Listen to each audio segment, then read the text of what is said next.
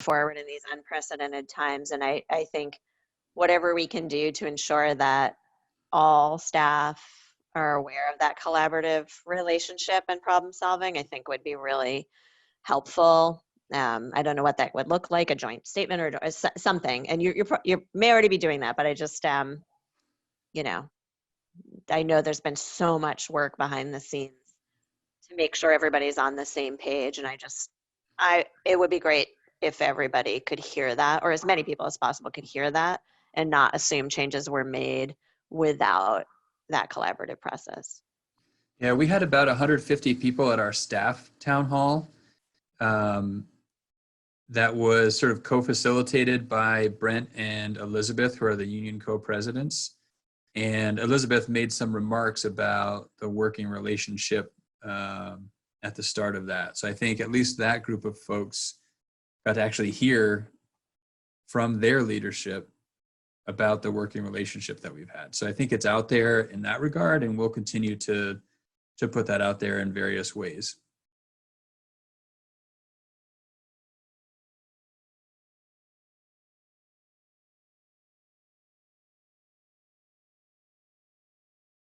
Anyone else?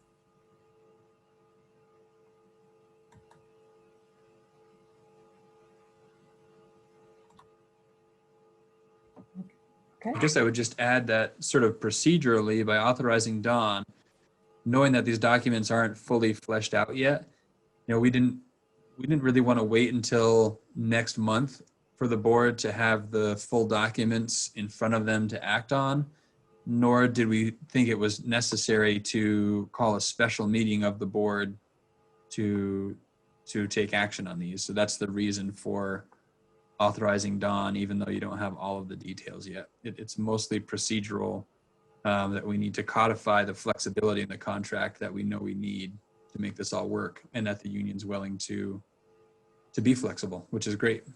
I don't know that that's true everywhere, but I really, I value the relationship we're building with our local union. I value their willingness to do what needs to be done to meet the needs of our kids and families. So it's been great.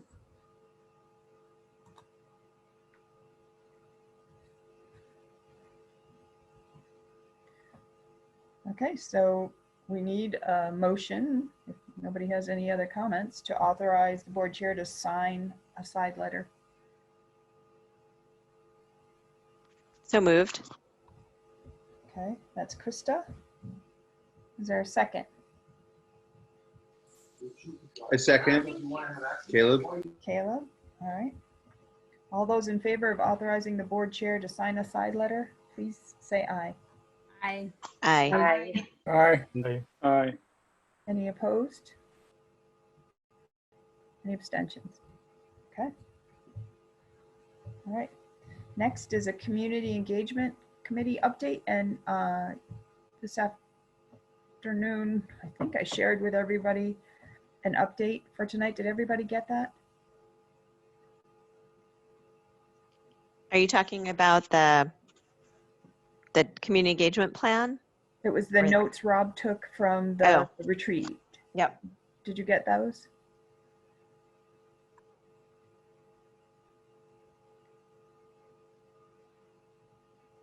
I don't know, Krista and Rob, you want to speak to that? Yeah, so since I wasn't at the retreat, I asked Rob if he would mind providing an update, and I'll chime in if necessary. And thanks to Rob for doing a great job presenting what our plans are for the fall and really kind of listening to the feedback and capturing that. So I'll let you go for it, Rob. All right, thanks, Krista. Yeah, if you haven't had a chance to look at what Dawn sent out, it basically sort of took the timeline that we had looked at the retreat, or that was in the retreat packet, added some of the conversation pieces that we had regarding community engagement this fall. And then on that timeline also sort of highlighted some questions we still maybe want to tackle as a committee, but then down the pike as a board.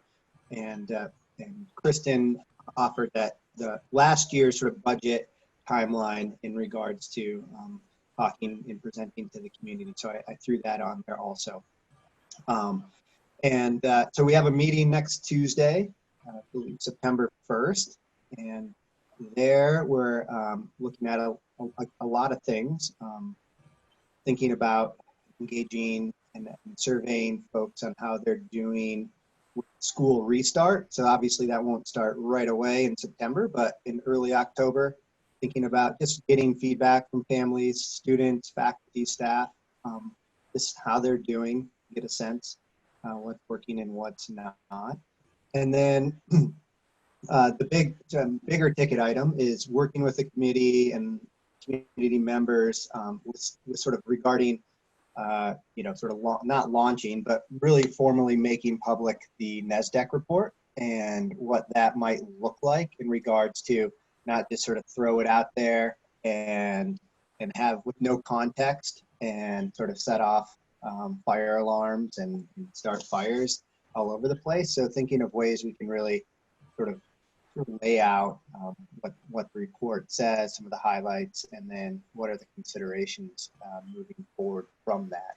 So that will be to be discussed next Tuesday with input from community members, like what makes the most sense, what is the best way, and also consider timing with that. At the retreat we had talked about utilizing the November election and the board sort of timeline with facilities planning. We had talked about sort of making a decision at the end of November. I did reach out to a couple town clerks and get their feedback regarding the election. I'm not sure if everyone's aware, but the state of Vermont has hired out a third-party firm, and they're going to be mailing out all ballots to all registered voters throughout the state. So that third-party firm's in New Hampshire, so there'd be no way we could put like a straw poll actually in mail-in ballots. Obviously, folks can still go to the polls on November 3rd, the 4th. So we haven't lost that opportunity necessarily, but it's not an option anymore necessarily to include it with the ballot. So, we had talked about direct mailings, and maybe we continue down that line with the same timeline, but just sort of decouple that idea from actually mail-in ballots. But I talked to Sally Ober here in Lincoln, and she thought numbers-wise that the majority of people won't be voting in person, but she would be open to having a straw poll of some sort at the Lincoln polling station. I can't speak for the other 4 towns. So that just wanted to pass that along. I didn't know if folks knew about that or not. What else did I have? I have to look at my notes here. And then I think that the big ticket item again is once we sort of get the NESDEC report out there, think about late October, mid-October sort of webinar, town hall meeting to sort of not only revisit the values we collected from last year's community engagement, but then also to sort of to inform, educate, and be transparent as possible what that report sort of means going down the pike.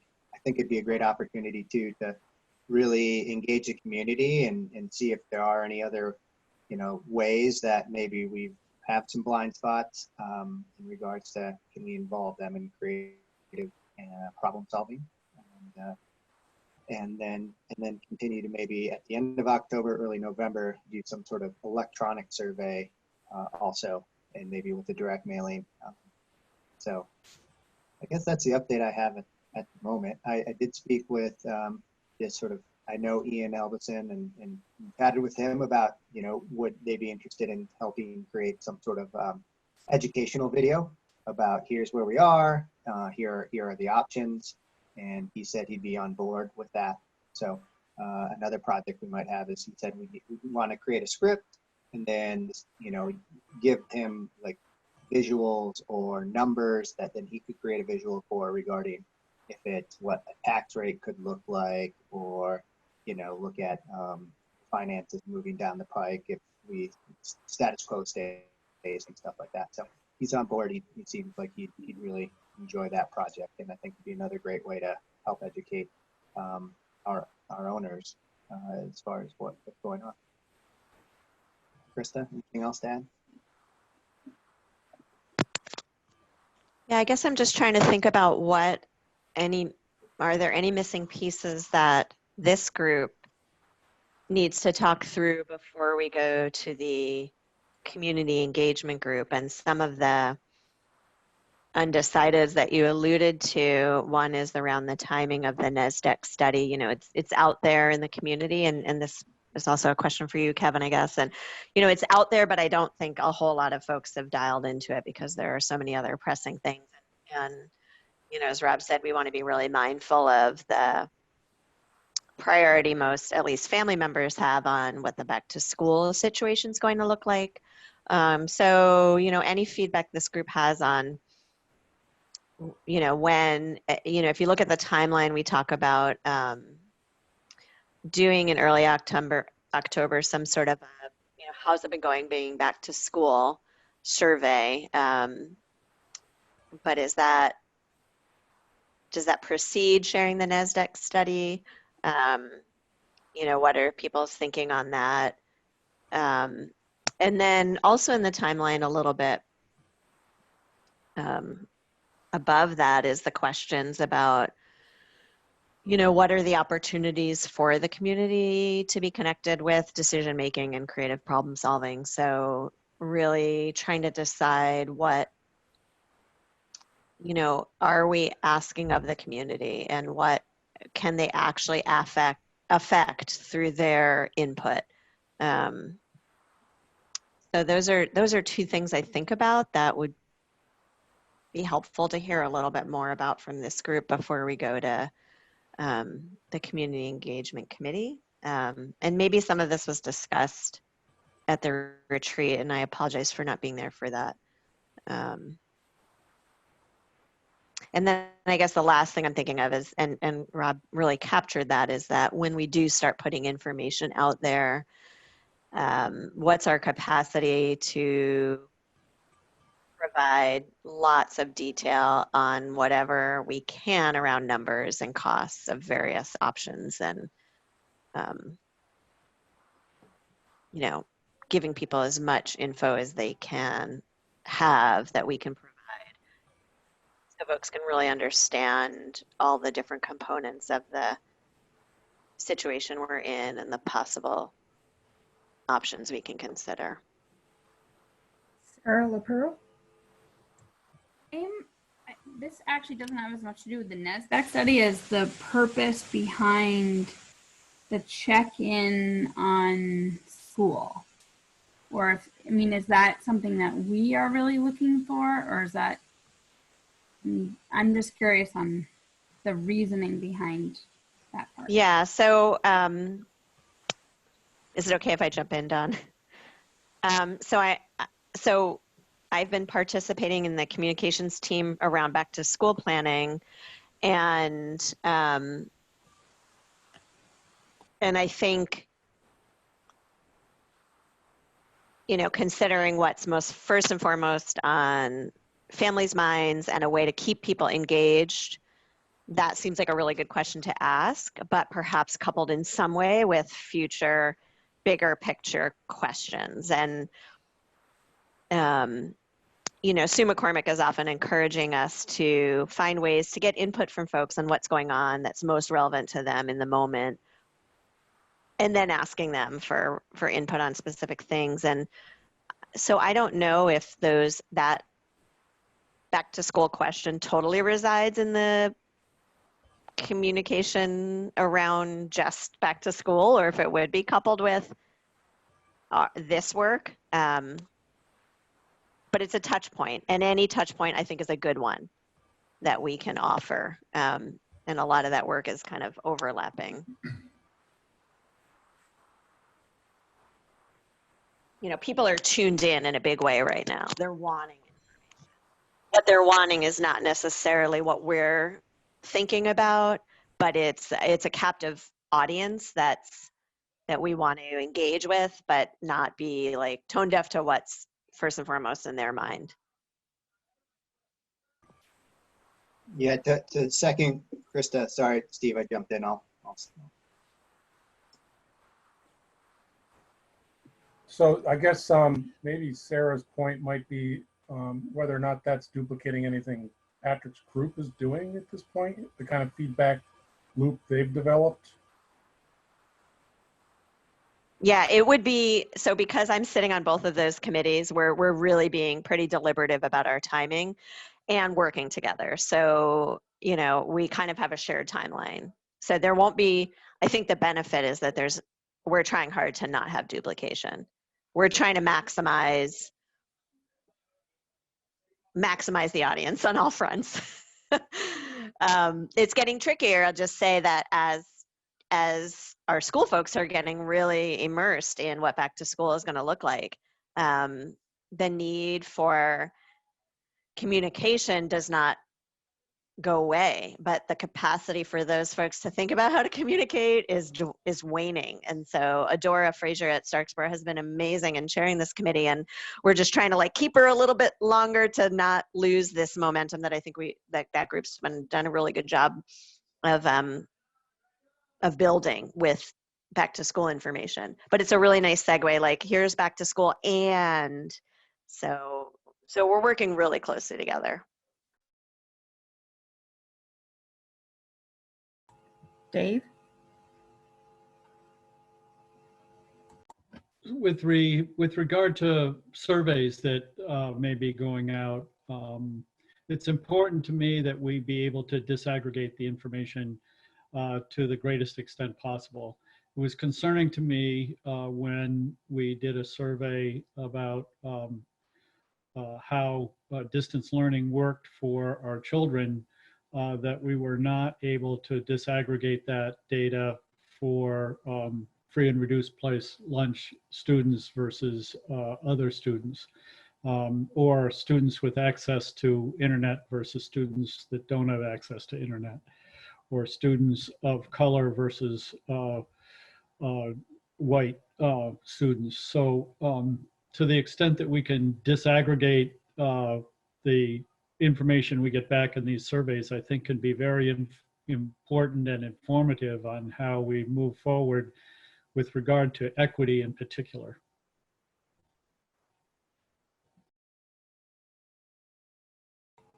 Krista? Yeah, that's a great point, Dave, and something that Sue, when we did the community engagement work in the fall, talked a lot about was trying to capture demographics. And I think with the school surveys, we didn't necessarily do that, and that was, you know, just maybe a missed opportunity and a desire to just get really tangible information as quickly as we could. But she has encouraged us to think about that. Any surveying that there's ways to capture some demographic information more sensitively, and that she was really encouraging us, regardless of whether it's a school survey or a budget survey or whatever it is, to find ways to ask some questions so we know who we're hearing from and whose input we're getting. She also talked about the importance of sharing back out what we heard. So there was a survey asked about how students are feeling about going back to school. And so we've been talking in our committee about how could we quickly and easily share a snapshot of how students are feeling. Because they took the time to fill out the survey, it would be great to let people know.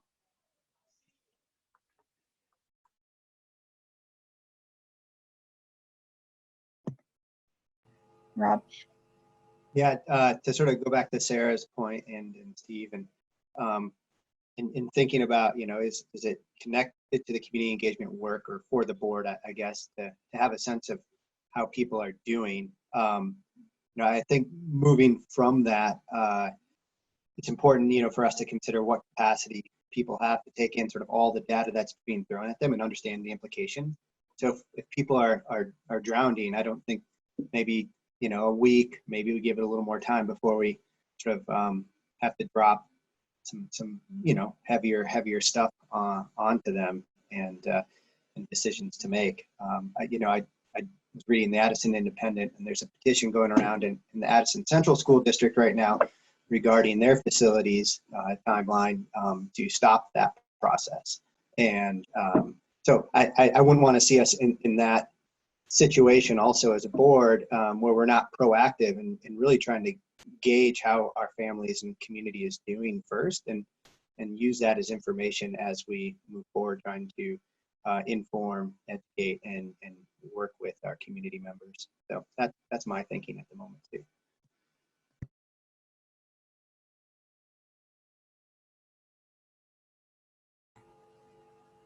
Anyone else?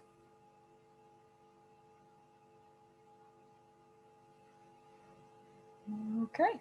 Just a nitpicking point, but in these notes, which I finally had a chance, I finally found and started reading. There's a bunch of, and I do this all the time. There's a bunch of is's that I think are ins or ifs. So I was sort of struggling with that for a little bit. And I'm assuming on the last page, the working list of questions and scenarios, do we want to have a ranked choice in regards to the 3 options? And these are, the 3 options are actually priorities. We want to prioritize exceeding the spending threshold, or prioritize programs, or prioritize schools. I'm reading that correctly? Yeah, sorry that my family and I just got back from vacation, so I was throwing that together at the 11th hour. I apologize. Yeah. Dawn and stuff like that. Yeah, I was sort of putting ideas out there, like, if we do surveys or whatever, and thinking about ranked choice voting. I thought that might be an interesting approach, just to see how things might shuffle out. And this was kind of the throw everything, all the options at them that we talked about at the retreat. Are we missing something on the last page? That's the only question. Was there any of those, were there any options that we said we were going to throw out there at them that aren't reflected here?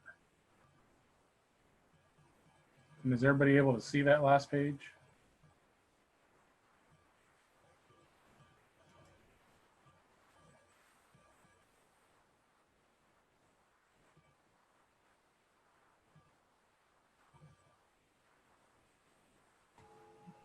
Not hearing anybody say they can't. You mean page 3? Are you talking about the community engagement timeline or the scenarios? Yeah, the working list of questions and scenarios. Oh. That this is sort of grouped together, I think, in a rational way. It's presented a little bit different than the options I think we've been sort of traditionally talking about. I think the options that we were talking about were more, which combinations of schools might still remain or be grouped with other schools or whatever. And these options are more kind of a funding, categorized by sort of funding mechanism. And so, Steve, you're talking about the retreat when we said that we would try to get a read from the community of what is their feeling on whether or not they would vote to close their town school? What is their feeling about giving the board the power to close their school? Right. What are their thoughts about whether the board chooses to repurpose their school? And what is their thoughts surrounding paying much higher taxes and exceeding the threshold? Right, or frankly, keeping things the same, which I think is where we start to talk about the reduction in programs. Like, in order to stay under the threshold, and not close schools, that starts to affect programs, and there may be other combinations here that also affect programs, but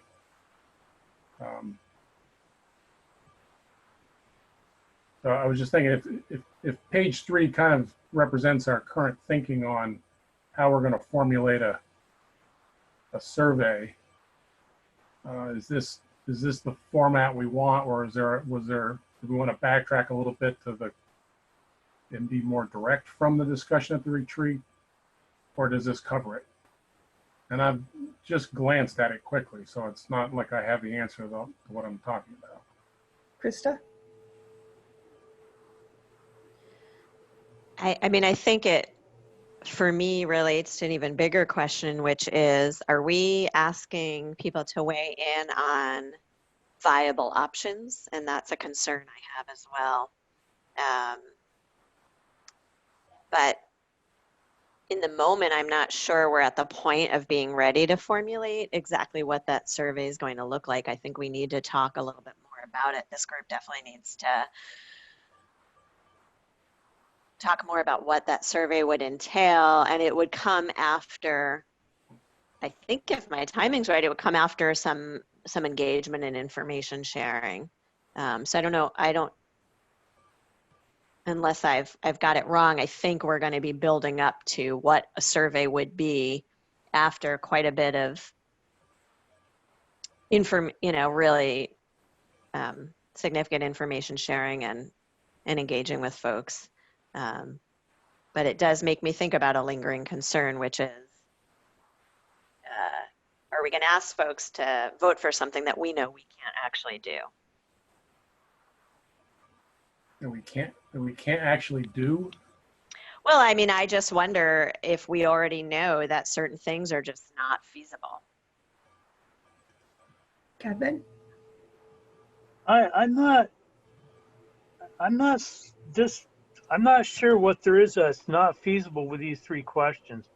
It's a matter of choice. And so if you step back and look at what sort of response we can get with these things, maybe people don't care how much money they spend and you just keep going the way you are.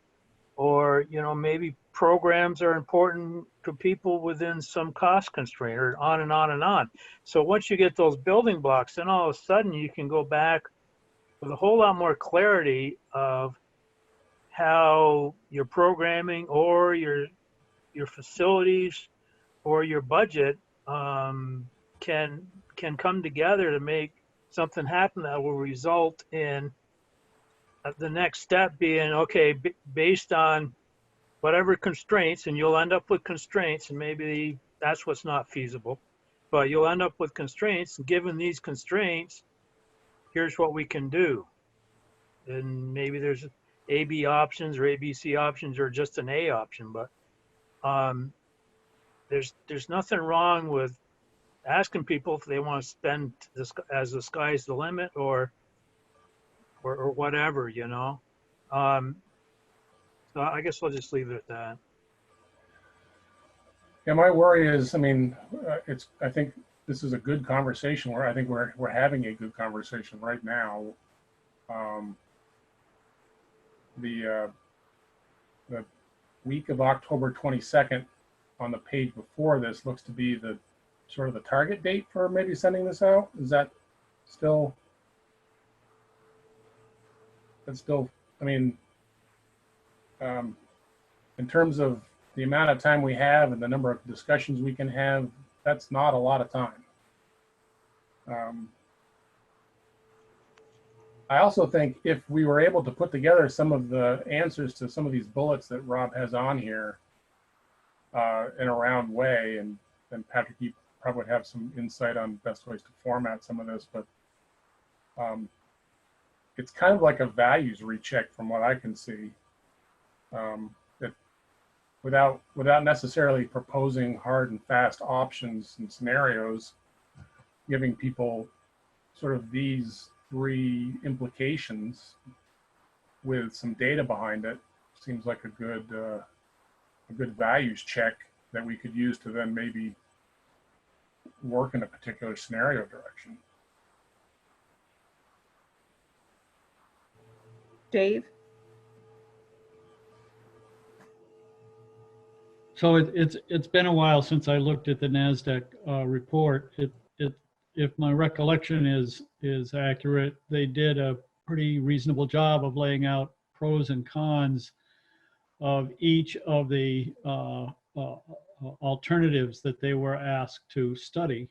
My concern is that a lot of the public is going to look at that and say, whoa, the school board didn't even consider the possibility of maintaining the structure the same way it is now. I think we have heard from the administration and that they have considered that, but I'm not sure that citizens opening that document are going to have a reaction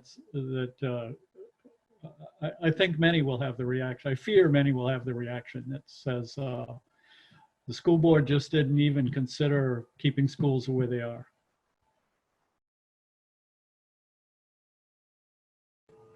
Okay, there were other hands, and I thought there was another hand. Sarah McLean? Oh, and then Patrick. Yeah, I agree with you, Dave. And I also I also haven't reviewed the report since the retreat. Actually, that's not true. I did just because I saw an error, which I confirmed with my town clerk, but I'll email about that later. But I haven't looked at it, very thoroughly. But, even being on the board, I walked away from looking at it a few times before the retreat and not feeling content with and understanding that the scenarios that we are being presented were going to offer lasting solutions. So yeah, I don't know how we present the report, and then also you just have to really put it in context. Patrick? One part of the discussion from the retreat that I recall the board having that I didn't see land in those notes was inquiring with the community about delegating the authority to close a school to the board, and just seeing what the temperature was for that action. And as I think about, as we've been talking about the sort of values conversation that we're just talking about in terms of those questions, and I feel like going that route again before we go back to the specific scenarios about how many schools and all of that makes sense, because which scenario in terms of schools we choose to operate or not is going to have a significant impact on either our spending or our programs or the number of buildings that we operate.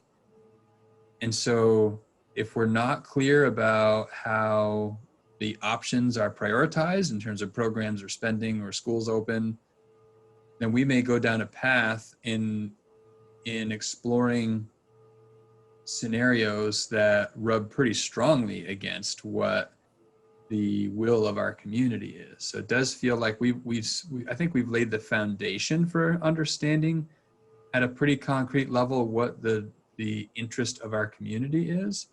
But I think we need to bring that home to be really clear about what that is, and then say, great, your preference is to spend more money. Here are scenarios that keep it as much as the same as possible that spend more money. So we can present the community with scenarios that match what the desire is, versus not knowing that desire. Maybe the strongest desire is to not spend more money, and we present something that spends a lot more money, and that probably disengages people pretty quickly, or perhaps engages them really intensely in ways we didn't intend to engage them in.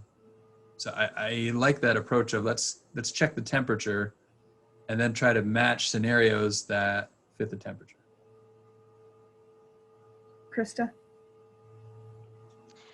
And I think if there's a way to reflect on the values that were established in the fall as part of the temperature checking, I think that would be really helpful, because we spent a lot of time developing those, and I think that's a good place to start with folks.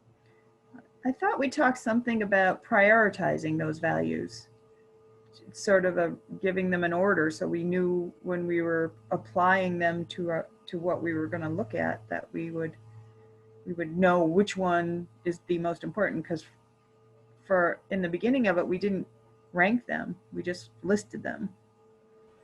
And then we talked a lot about we kept repeating the word appetite. What's the appetite? What's the appetite? And I think knowing the values would help us get clarity on the appetite as well. And I'm not sure the values that we've done the work on, I agree we need to connect them. I'm struggling with what that connection necessarily looks like, because I think the values we put together in the fall with the community don't necessarily correspond directly to the 4 or 5 questions that we've talked about checking the temperature on. So I think there's some work to figure out how to marry the two, but I think it's important to try and do that. Steve? Yeah, I think, you know, the people that showed up at these events last year, they're obviously the most engaged of our community. And that says something that bears some weight. But it's not a full ownership kind of temperature check that I think this mail out survey and the electronic versions are going to be. And I think this stepping back and using this organizational, you know, these organizational priorities. I mean, these are, even though people may have other types of priorities that they have listed in our past engagement, these 3 topics here really kind of, I think, boil down what maneuvering room the board has to go in any particular direction. So getting maybe a blend of the two in a survey that steps ahead of the NASDAQ survey. I think the NASDAQ survey is a great tool, but putting it out ahead of this, I think, is really that's really a tough thing to do. I think it gives us some perspective on what the different options of closing schools kind of actually accomplish for us, but it's not something we necessarily want to throw out in front of people and say, here, what do you think of these things? You know, without having more understanding of the background values. I just want to take a minute, check in. Andrew, we haven't heard from you, or Liz. Did you have anything you wanted to add? Yeah, so I was just still thinking about how it would be great if we had some sort of video.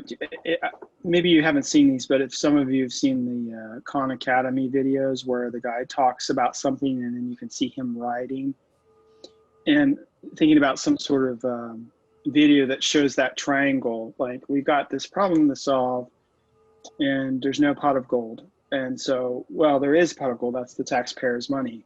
And that's one option for you. And here's this triangle, here's revenue, here's facilities, and here's staff. And let's look at each corner of that triangle and what the possible scenarios are.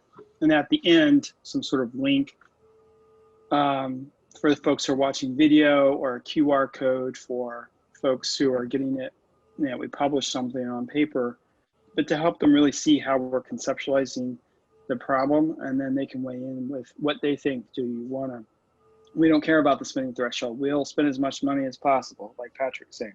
Okay, great. Well, that helps us. We'll explore that. Or if it's the other corner where we don't find that's, we don't want the schools if we have to lose our staff. So let's explore either all the towns vote and then all the towns said they were going to vote, and then it turns out no one wants to close their school and that turns into a mess. Or you give it to the board and we decide.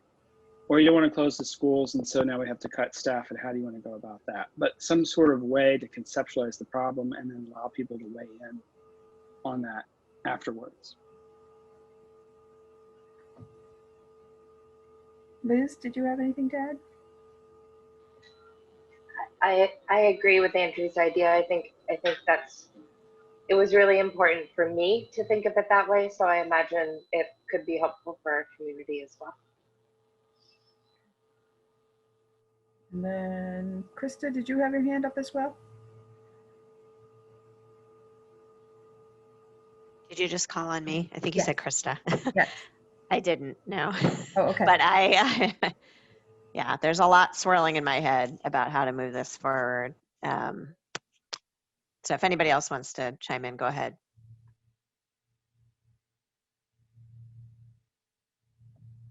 think everybody's swirling. Well, I came up with this that idea because somewhere along the line I come up across that thing. I think it was related to food, that people want to eat fast, good quality, and cheap, right? And they say you can have any three as long as you pick two, right? You can have fast and cheap, or fast and good but not cheap. But basically that's the bind we're in. You can have any three. You can have affordable taxes. You can have all the school buildings you want. You can have all the staffing you want. You can have all three as long as you pick two.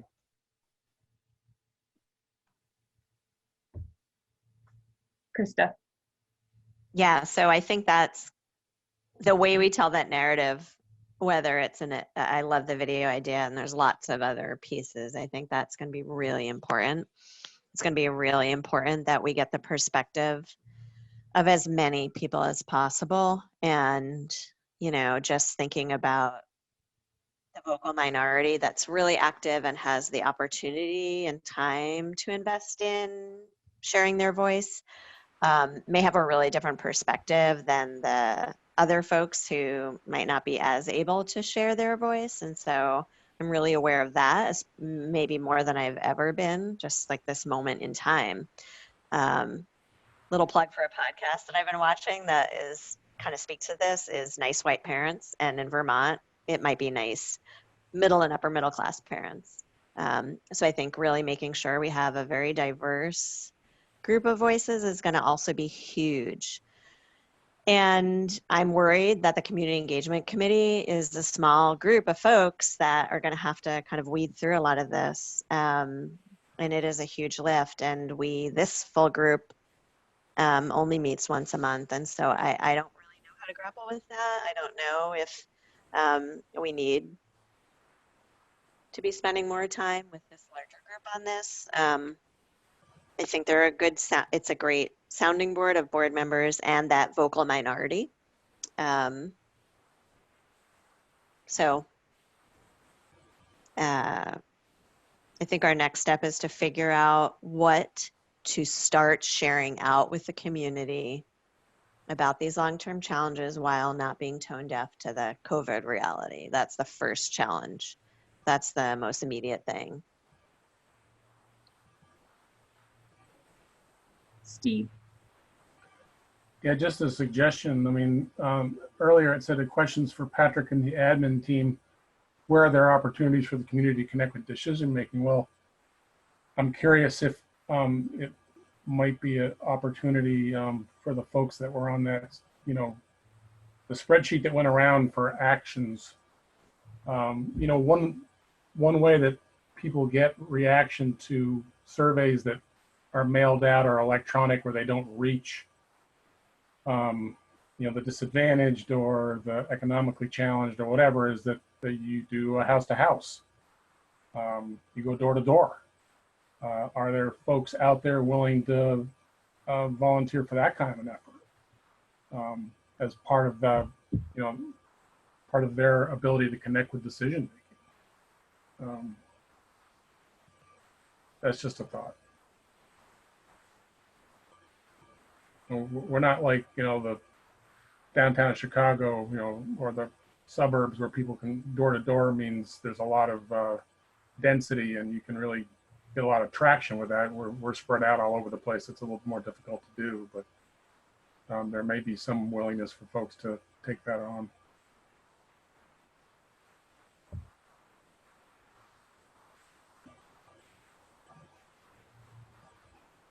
Dave? So I've been door to door in 4 of our 5 towns. In a campaign season, I was never able to hit all the doors in all 4 towns. That's a massive, massive task. Yeah. And I learned a heck of a lot. It's absolutely very educational to go talk to citizens door to door, without question. But it's a huge task, and I don't think we have the time or the energy to do that.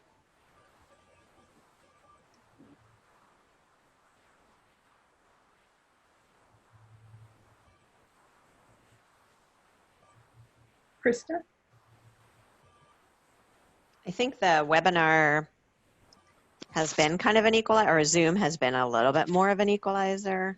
or maybe not an equalizer, but many more people are participating than in other ways. So I think that could help. Like if you can Zoom from your couch with your kids there in the next room, that provides a whole nother level of access. So I think that is something we should definitely be doing.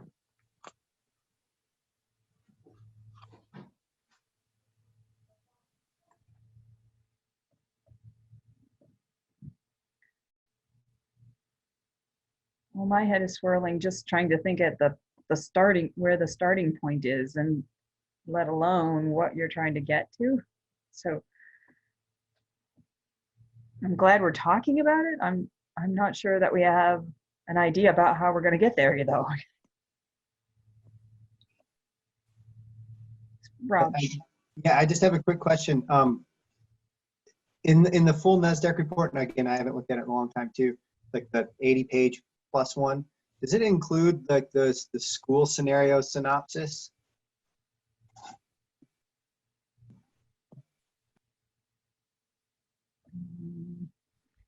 I guess I'm not sure what you're asking. But so at the retreat, we were given like a short little document that said like scenario 1, scenario 2, scenario 7, option CB 2, whatever. Is that actually in the full NASDAQ report? Because if it's not coupled with that, do we have to put the school reconfiguration options out there with the report? Because when you look at the report, that's more of a demographic, numbers, and so I'm just curious. I haven't looked at the full report in a long time. Question. So technically both so I think the first question was, are they the same or separate? So we have the NASDAQ report has the demographics and the capacity study. And separate from that, like a separate attachment in the email and everything, is the options document. So I do think they are separate, probably intentionally, and they are currently both public documents. So they're not sort of hidden from anyone. Anyone can access them. Having said that, the board can choose when and how and which pieces to make more widely known by the community to fit with its communication strategy going forward. That's my take on it, and I think that answers your question, Rob, but let me know if I missed something there. No, it answers it. And I just run something through my head, like when you put that report with the options, and you don't get out in front with the other options that we're considering, I think that's when we put ourselves in quite a pickle. But at the same time, since that's public, I also don't want to make it look like we're trying to sweep those options under the rug for the time being, trying to buy ourselves some time per se, and sort of hide a reality possibly from the public. It doesn't seem like a win-win situation, unfortunately. Kevin? So as far as the report, and this was discussed earlier about when to roll the report, the NASDAQ report out. And I'm not convinced that there's any news in the NASDAQ report.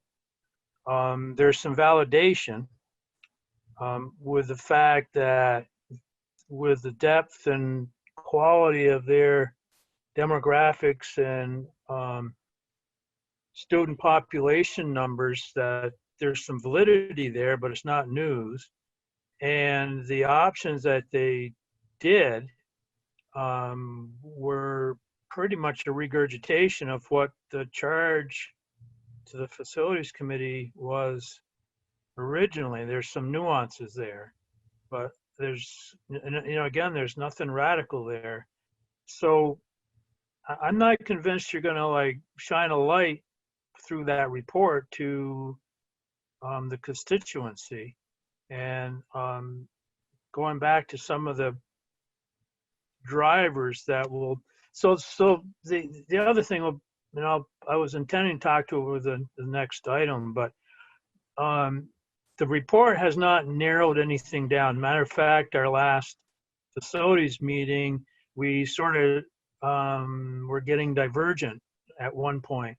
So until you have something that can consolidate the options, and right now we're talking about these three things really: what do you want to spend your money on, or what do you want a result for, the level of funding you want to provide. Until you can get something to drive reduction in those options, we're just going to spin our wheels with it coming out in a report or coming out as the result of a retreat or what have you.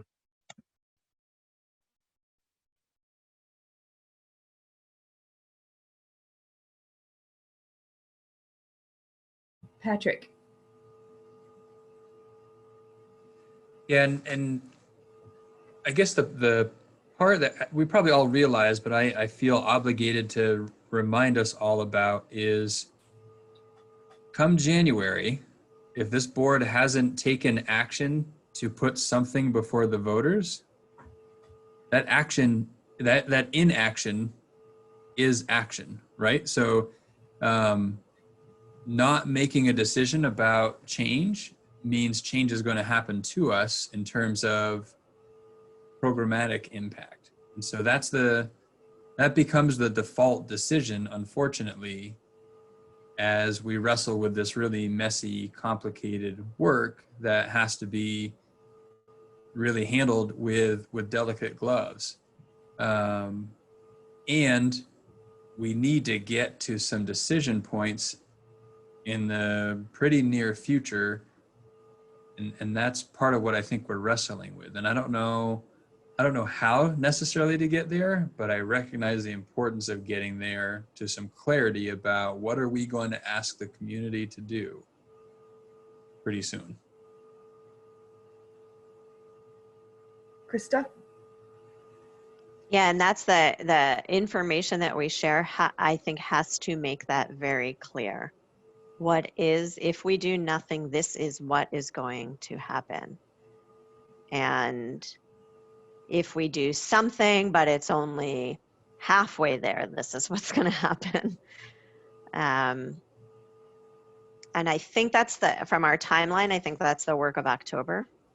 Mid to late October is just sharing that story as much as possible and getting the community really educated about that. I don't think sounds like we don't have the time really to delay that any further. So it sounds like, to me, mid-September is, yeah, let's see how people are doing about school, but we have to start this other dialogue. I think we're creeping up on the point where we have to ask some really pointed, tough questions of the community to get a sense of what their thinking is, so we know how to move it forward with that information. Sarah McLean? In asking those tough questions, do we have clear ideas of how the programming would be affected or staffing would be affected? I know that we have like the presentation is that you need this many staff would have to go, this many support staff. But as far as programming, do we have any tangible or articulated programming that would be lost within action? Yeah, I mean, so I already have some folks working on, if they had X number of positions they had to reduce in their building, what would that look like? That work is happening. It becomes really, really complicated to make that impact known publicly because it immediately identifies specific people who would be in jeopardy of losing their job. Right? So if we say if there isn't any action taken, then we don't offer, and I always use chemistry as an example just because I know Sarah loves it. If we don't make these decisions, then that means we lose chemistry at Mount Abe. There's a chemistry teacher at Mount Abe. We just personally identified the person who would lose their job. So that's where it gets really tricky when we're just bouncing ideas around and throwing something like that out there. It has a significant ripple effect. And the reality is, you know, if it's chemistry this year, it would be something else the next year, and something like we would continually be chipping away at our programming the longer we wait to take action that prevents that from happening. Liz? I also, sometimes it can be another way to look at something instead of the deficit of we lose all of these programming is also, Caleb had said something at, about looking forward.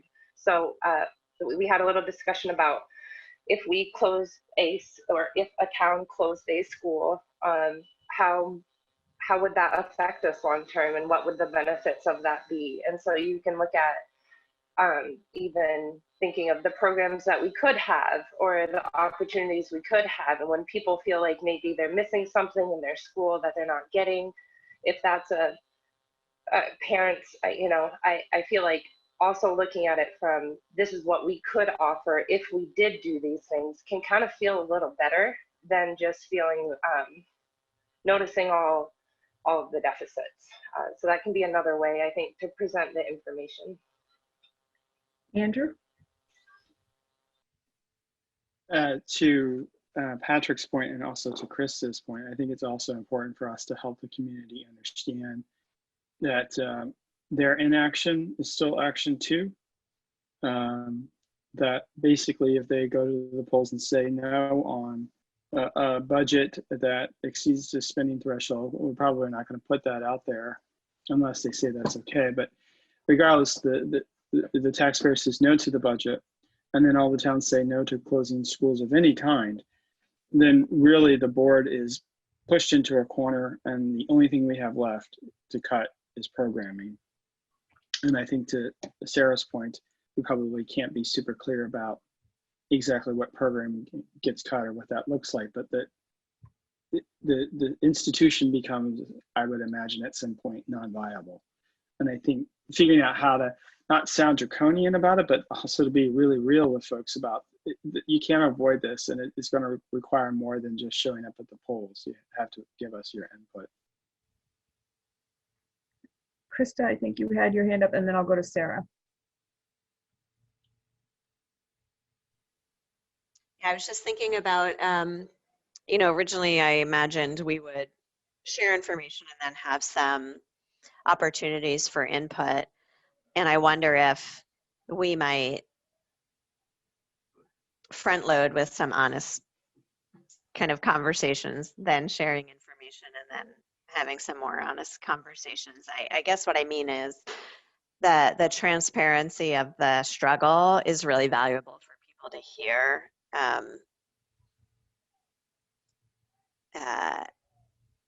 The kind of call in and just hear us talk through some of this and share your thoughts on it helps people to feel like they're part of the problem solving before they get handed all of the details and the numbers. So it's just something to think about in terms of our timing.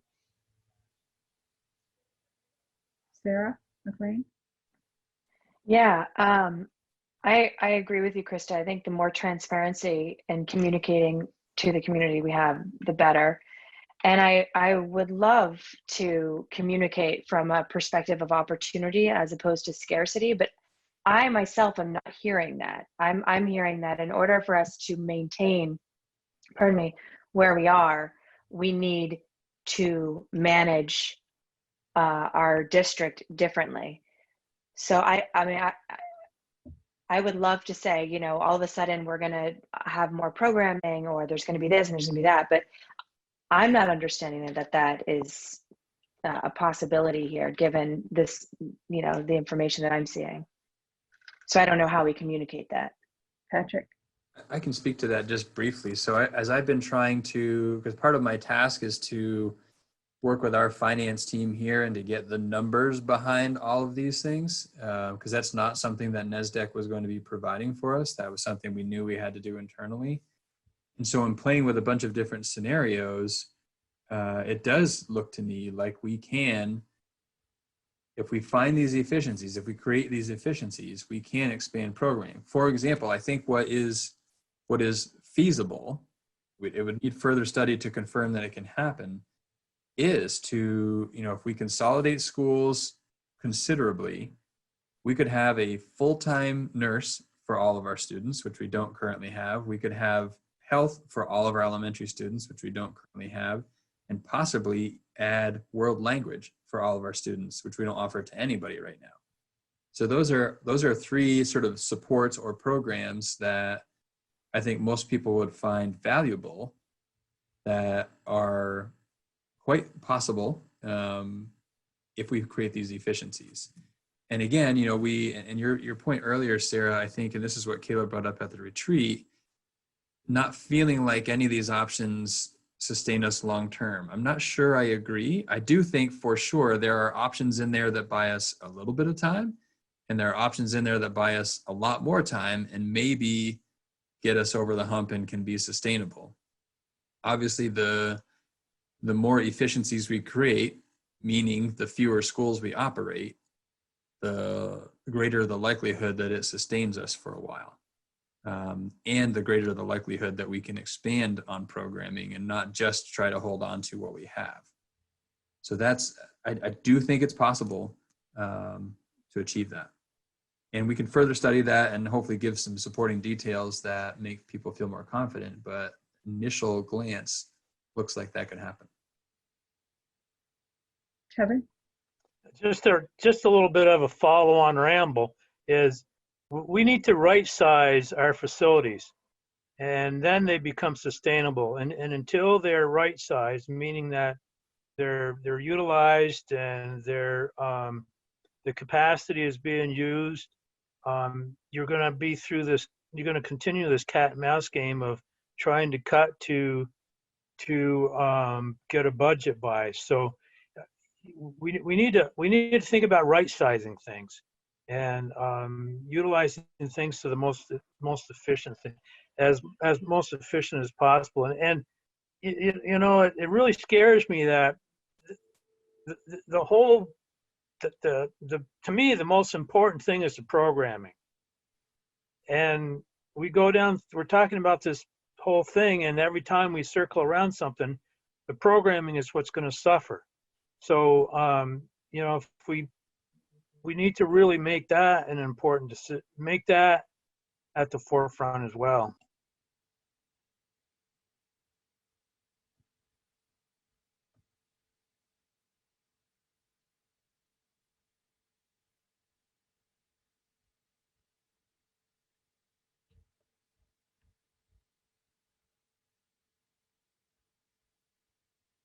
Not seeing anyone. Oh, Steve? Yeah, I'm just saying, after sort of listening to the conversation and going back through these notes, I really don't see any real problem with the timeline. I think it's rational. I think we should stick to it. I don't think we should put things off or try to. And I have to agree with Kevin in terms of the content of the NASDAQ study. I don't think there's anything really new. We brought a lot of these options up at these meetings we had with the community last year. It's not like we're really springing anything on them through that report. I think it's really just a matter of how it's presented, the background sort of, or the introduction to the presentation of that report, that for folks to understand why it was done and what kind of a tool we're using it as. I think it's still something that can accompany, maybe even at the same time as this October 26th priority survey, that could go out, or at least be pointed out as a resource for people to understand what some of these different scenarios look like under some of these different options, under some of these different priorities.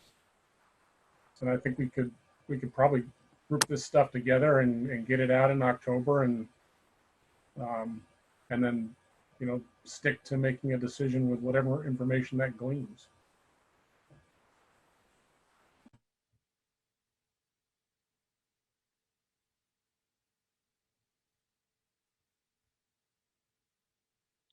Kevin?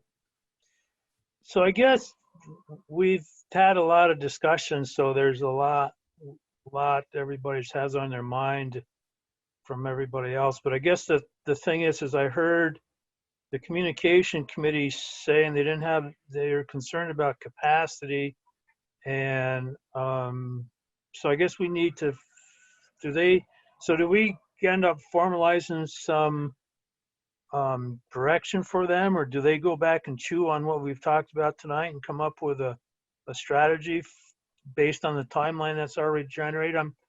Seems like we're at the point where we should stop talking and do something. I think it's this board's job to give direction to that group. And if this board is, I thought that's sort of where we were heading at the retreat, where we were talking about we need to know this information in order to progress further.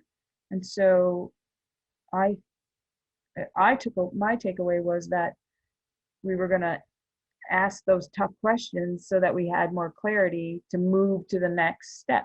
And maybe I took away the wrong thing, but I think we're at the tough questions part.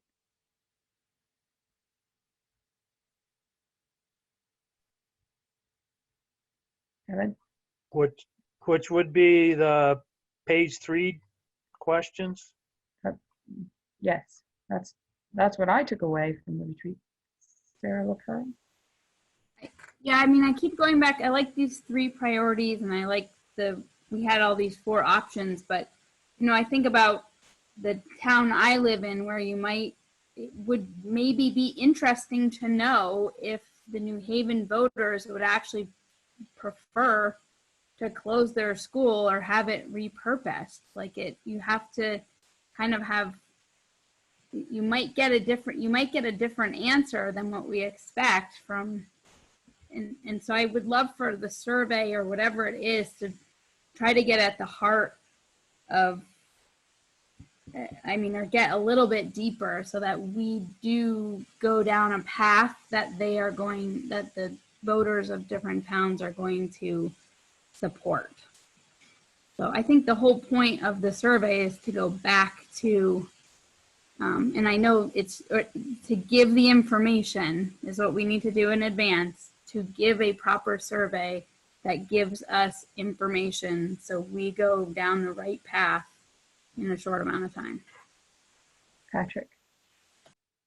Just thinking a little bit about Kevin's comment earlier about his concern around programming and the impact of programming, and even his statement that programming is the most important thing.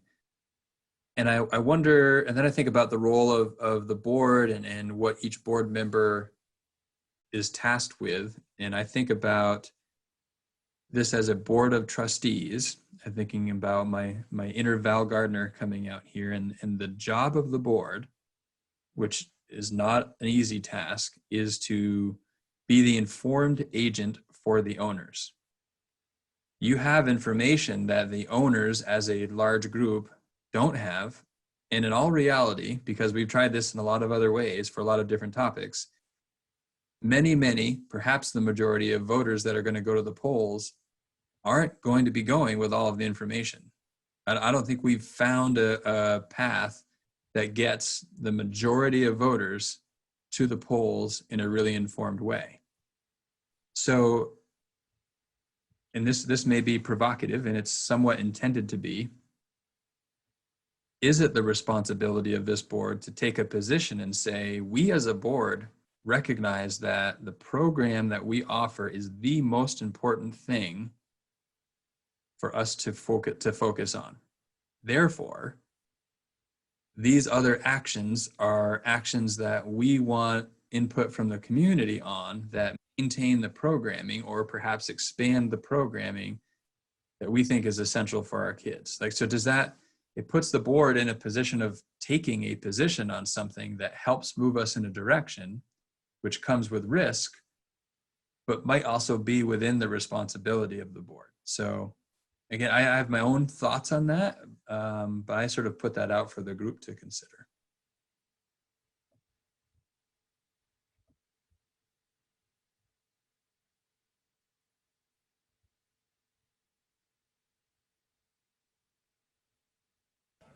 Yeah, it almost seems like if you're looking at the priorities list on page 3 that it's really option 1 or option 3 to maintain topic number 2. I mean, I can't really imagine there's anybody out there that's got a real stomach for losing program. It's the whole point of putting kids through school is to teach them something. So removing their options for education seems like a silly thing to be doing when you have other options. But there is another option. You can invest more in education, even if it's not sort of rationally efficient, or you can make the facilities ends of things more compact and more efficient, and then therefore retain program. So we could sort of we could say number 2 is the thing that's being affected by 1 and 3, more than making 2 an option for folks to carve into. Krista?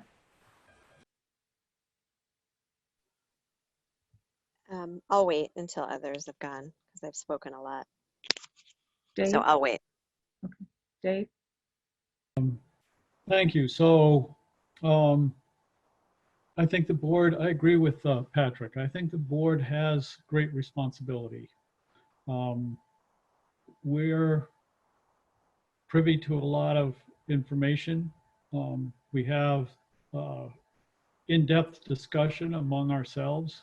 We have contact with people in the community. It's why we're on this board. And I do believe we have responsibility. It's one of the things that really bugs me about policy governance. You know, this facilities discussion, this is all means, right? This is all means of having our kids be successful. And programming, what kind of programming do they want to have? And so, yes, I think we have great responsibility.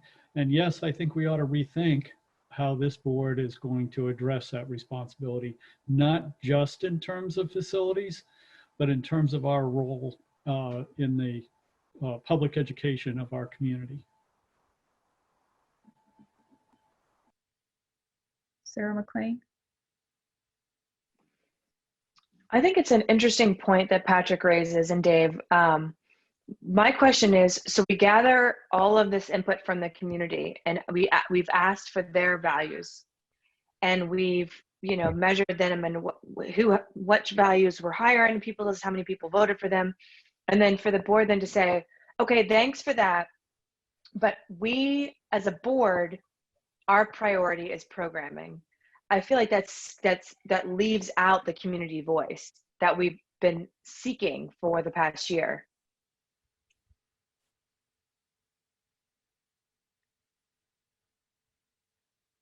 Krista?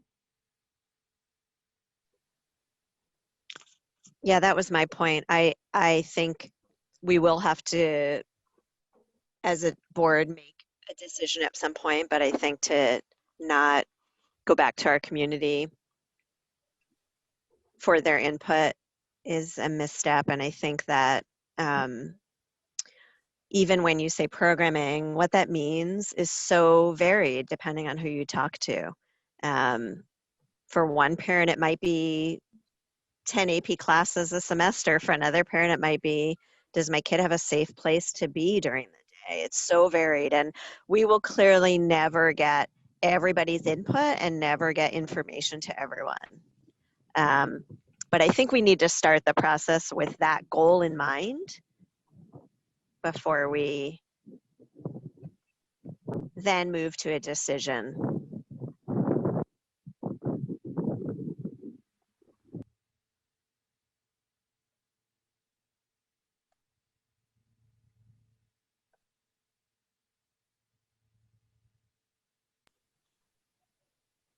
Krista? And I think we've done a lot of work to get that input. Like, I don't think it's insurmountable. I think we did a really good job this fall. I think we have a lot of great methods and practices and goodwill that we've built up. So I think we can continue doing that. And you know, I have hope that we'll be able to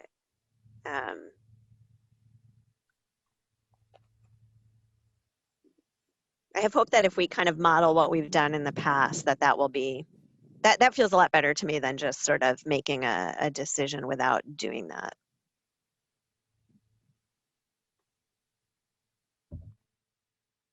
Dave? So can we reimagine schools for our community? Can we offer 10 AP courses? Maybe those are online. Maybe our advanced students are capable of accessing and being successful in 10 AP courses that are online and overseen by a number of teachers in the building, professional staff that guide them through this process. But the bulk of their time and energy is spent online, whereas our responsibility as a public institution, as public education, in my view, is a lot about making every child available or capable of being successful, active citizens in our community. And that says something to me about low income families and how they're successful or not. There's a reason why the largest high school in the state is in the prison system. We fail those kids. So what's more important, Spanish for all the kids, or making sure that all of our third graders are at the same level in math and reading? So can we reimagine what education is in our community, a hybrid type of education?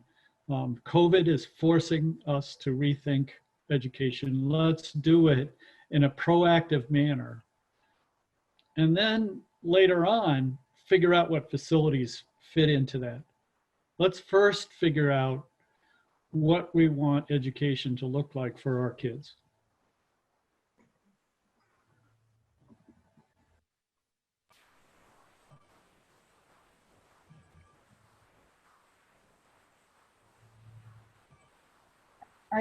I want to do a short process check. I just want to let everybody know it's 7:30. Our meeting is scheduled till 8 o'clock. So we have possibly 2 more large discussions to have. So I just want to check in with everybody. We can keep going on this. We can try and close it up and move on, or we're going to have to be here longer.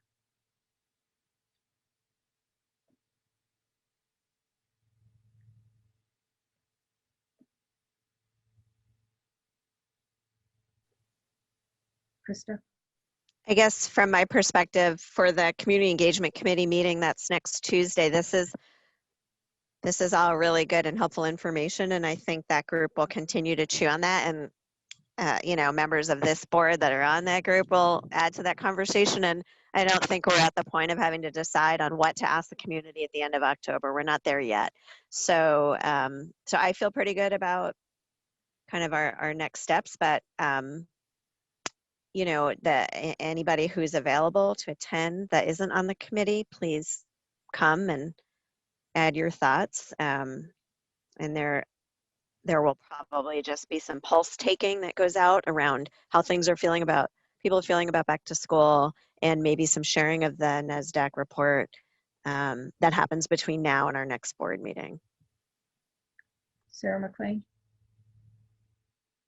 Just before we leave this topic, I just wanted to ask Patrick, when you had introduced this idea of the board, you know, having a position, you said that you have thoughts on that concept. And I wonder if you could share with us what your thoughts are if we were to do that, or what your recommendations would be.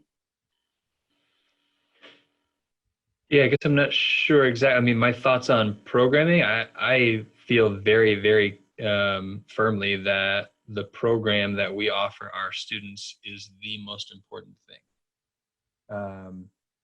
So for me, if for my own kids, which are in our school system right now, if the choice was and I'm thinking about when they were in elementary school, because that may be where the greatest impact could end up being. If the choice was, you know, have a struggling student have their needs met in a building that's in a different town than where I live, or have them attending the school in the town where I live and not have their needs met, I want their needs met. So that it's absolutely crystal clear to me that strength in programming is more important than the building where that programming is taking place. I don't know if that was what you were looking for from me, but that's where I stand, and I don't obviously downplay the impact of that statement has, right? Like that, to achieve that, we know that means some really hard decisions. But it's very clear to me that that's what's best for kids.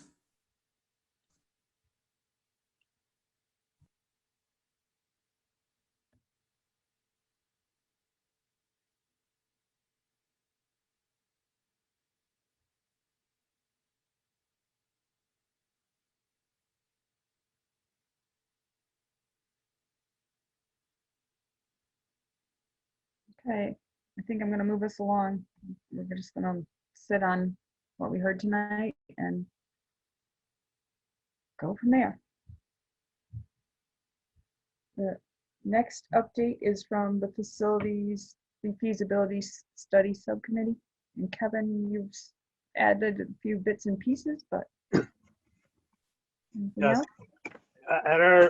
We had a meeting first week in August, and we were privileged to have John Kennedy and Karen Ledoux from NASDAQ go through the report with us. So there's a lot of discussion on that. Hopefully my lighting's okay. You know, and we had sort of alluded to earlier, you know, the report with some in-depth analysis pretty much confirms, you know, declining student enrollments and, you know, underutilization of school buildings, you know, and I think Patrick's said this before, but it was kind of discussed at the meeting in the last in a 30-year period, looking back 20 and looking forward 10, the MAUSD district will have 900 less students in it than it did at the beginning of that 30-year ban. There was some rather lively discussion amongst the committee itself. There was a little bit of discussion about, with the report, did we get what we asked for? And I think a lot of that centered around, I concurred that we got what we asked for with the report, but I think there was a lot of hope that we would have more information with the report, maybe even some conclusions, which we ended up not having, and really at the end of the day, it wasn't really planned that they would narrow down solutions for us. We talked a little bit about demographics regarding COVID. You know, the whole concept of everybody leaving New York City and coming to Vermont, that sort of thing. They actually had we had a short discussion with them. They actually have some experience in the Berkshires down in Massachusetts, and they're pretty early for them to make any conclusions, but they understood what the concern was or what the impact could be, and are kind of watching that. There was a discussion. If you look at their report, they're talking about you know, the capacity of housing, you know, the plans, houses, permits, and all that sort of stuff. So there was a little bantering back and forth about how can we continue to have declining enrollment when we're building houses, and you know, there's just some realities with that we talked about. And then, like mentioned before, we didn't really have any clear conclusions, if you will. And matter of fact, at one point, the discussion within the group was becoming divergent, and we kind of circle back to what the charge is, and and Patrick chimed in about the relationship of this subcommittee and his responsibilities. So again, it's like we're not consolidating, we're not reducing our options. We're still in the point where we're trying to expand our options for whatever reason on multiple levels. And then there was a fair amount of discussion about how to best use the junior high and the high school and share with Northwest as well. Obviously the reports were done in tandem, and there is a lot of intrigue about the benefits of what a partnership of some sort could be between those two schools. We also had an agenda item to start looking at the questions, if you will, that were in the charge for the subcommittee, but we spent an hour and a half on with NASDAQ, so we sort of ran out of time and tabled that for our next meeting. I believe that's pretty much the essence of the meeting. Anyone have any questions?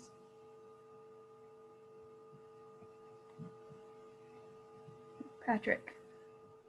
I just thought I'd sort of quantify a little bit about the statement Kevin made around the 900 students. So about 700 of those 900 students are what we've lost in this past 20 years. So when we look back, that's how many we have fewer now than we had at one point, which presumably all would fit in the buildings that we currently have because they did before. That from a revenue perspective, if we had those 700 students, they would probably translate into something around 750 equalized pupils. That would allow us to spend $14.8 million more annually than we can currently spend and stay at the spending threshold. So in terms of sort of that overhead that we've been talking about and the underutilization and efficiencies, I think that helps put things in perspective from an economic perspective.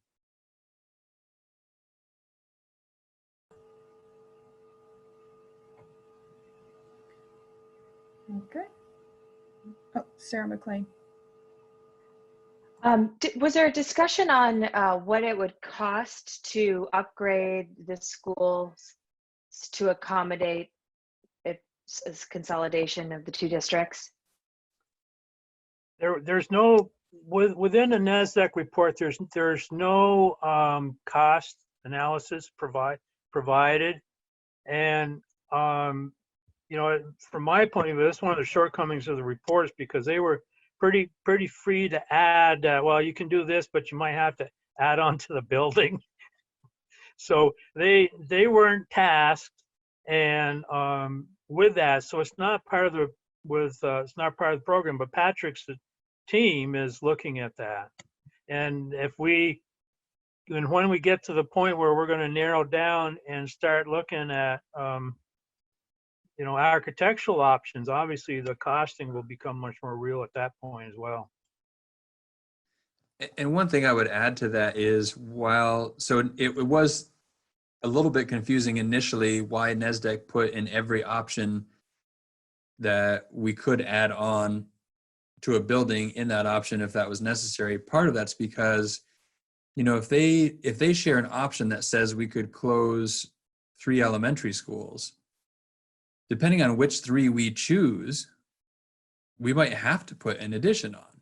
So because they didn't say specifically close X, Y, and Z elementary schools, they left it open. Like if we chose an option that had us operating 3 elementary schools and one of them was not Bristol, we're putting an addition on somewhere to accommodate the students. If we chose to keep Bristol open, and use that building, then we probably wouldn't have to put an addition on. So that's why that language was there for every one of the options. And in terms of the cost for sort of upfits, that is part of where I've been going with that is I'm thinking about it from accessibility perspective, which I don't know if that was specifically what you're asking about, Sarah, but some of our buildings are far less accessible than others. And so the relative cost in having those buildings that much more full and making them accessible, universally accessible, is very different. So I do think that has to be a factor, but that in-depth study hasn't happened. And frankly, it doesn't take an in-depth study to identify which buildings are less accessible than the others. I don't think we need to spend tens and tens of thousands of dollars for architects to tell us that. What the precise cost would be to make whatever buildings we continue to operate as universally as accessible as we want them to be, that's going to require months of work with architects and then probably third-party estimators to give us those projections, which is basically the same process we went through with the MAUSD facility redesign, just on a smaller scale for a smaller building. But if we're talking multiple buildings, that would add up in terms of time and money.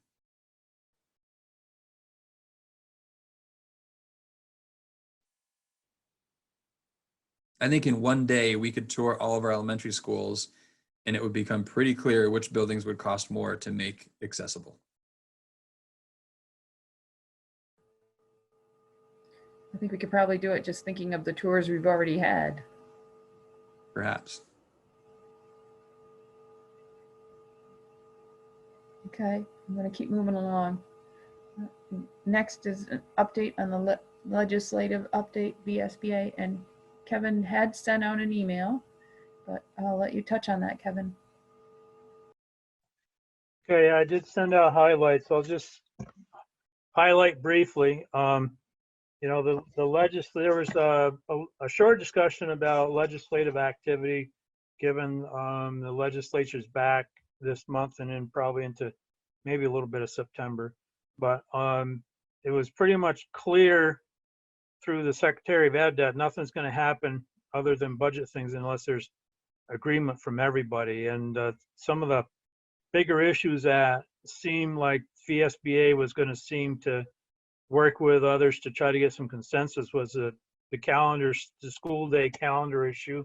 Not using this year's ADM numbers and equalized pupil calcs if they become negative for a school. And then also apparently the tech centers are kind of running a little bit behind with COVID activities, and that would seem to be a concern.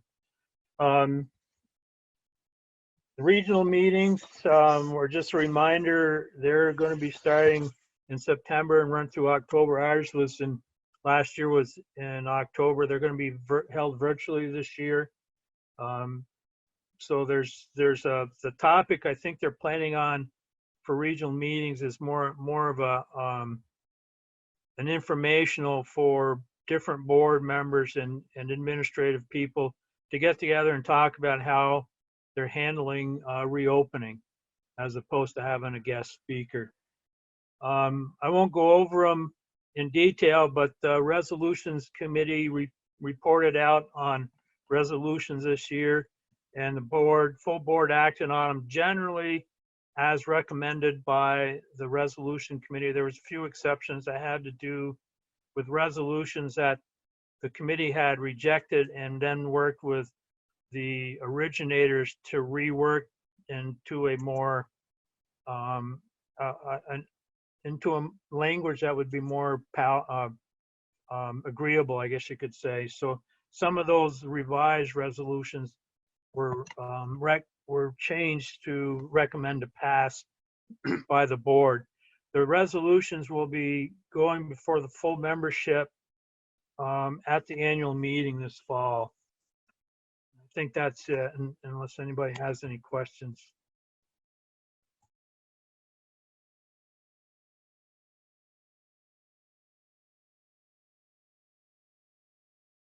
Wait, Krista. Sorry, I just had a question. It wasn't a resolution, but it was a director's policy, I think, around equity. And I just wondered, like, when the VSBA issues a recommended policy,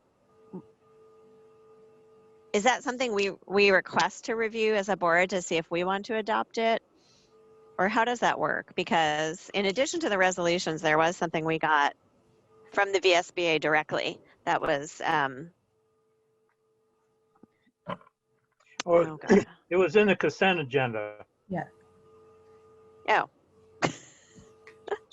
So, you so see how what, much I was paying attention at the beginning. Was that so in what the board of directors policy? No. It was in our consent agenda? No, it Yeah. wasn't. Yeah, there was some language around conflict of interest. No, I'm talking about, there was a policy that the VSBA came out with that was the model equity policy. Oh, yeah, Patrick, we talked about that, you and I. Patrick? And so, yeah, I was just wondering, you know, how we can discuss that, because I don't think we have language in our ends about this, but I don't think we have a policy quite like that. So I just wondered how we bring that forward to discuss whether we want to adopt some version of that.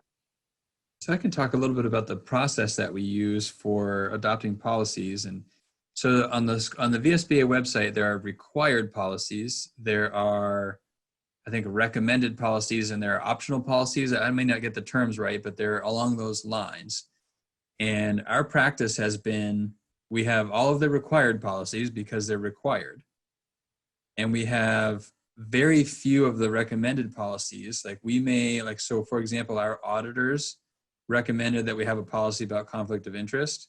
So we use the model policy as sort of a guide. And so now we have that.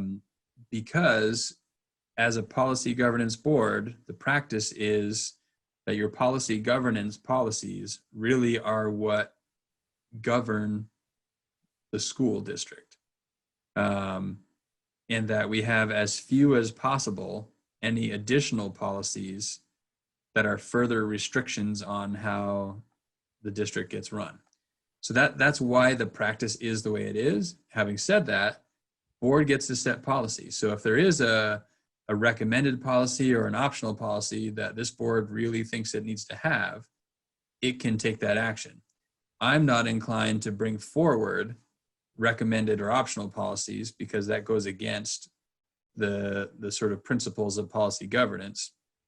And so I'm not going to lead the board down that path. But that's sort of procedurally how this works. Krista?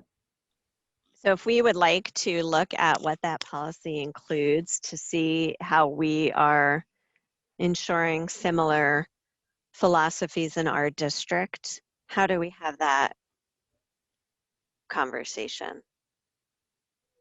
I think it's an agenda item for the board because it would need discussion, right? So it probably doesn't fit in the consent agenda because typically we're not going to put items in the consent agenda that we know need discussion. Right. A separate item to discuss the possibility of that policy. If the board says, yes, we want to move forward with this policy, then it could be in the consent agenda to approve for posting. And then there's, I think it's maybe a 10-day period that it has to be posted before it can be adopted. For just practically speaking, rather than have a special board meeting 10 days later to actually adopt it, it's usually just on the following month's agenda, in the consent agenda, to adopt. And you saw some of that today. I think we had policies that were posted and policies that were adopted.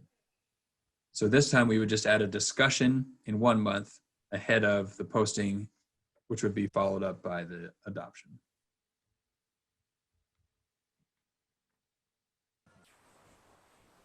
I think it's just a matter of making an agenda request of Dawn.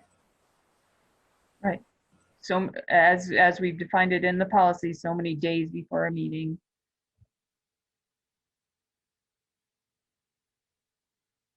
And we would then want to make sure that any equity policy doesn't conflict with the ends policy, which also speaks to equity.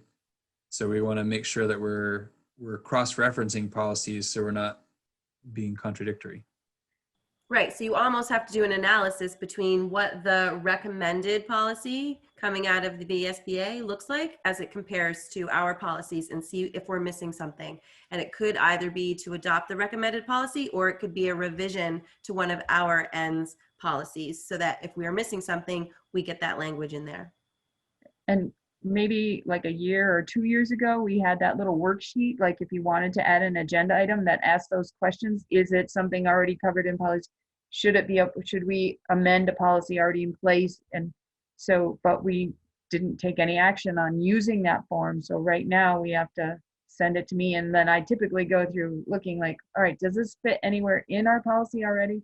If it does, okay, is it, as Patrick said, in conflict? Or that's what happens right now. But that form would allow the board member to sort of walk through it and provide, you know, information, not just because they want it as an agenda item.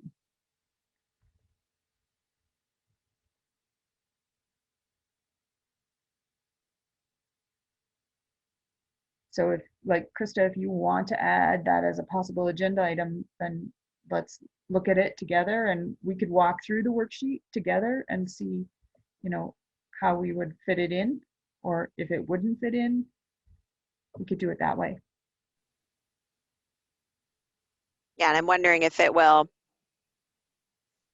relate to our statement conversation and, you know, what we're trying to achieve as an organization. It might fit into that conversation, but if not, I'd like to have that walk through with you. Okay.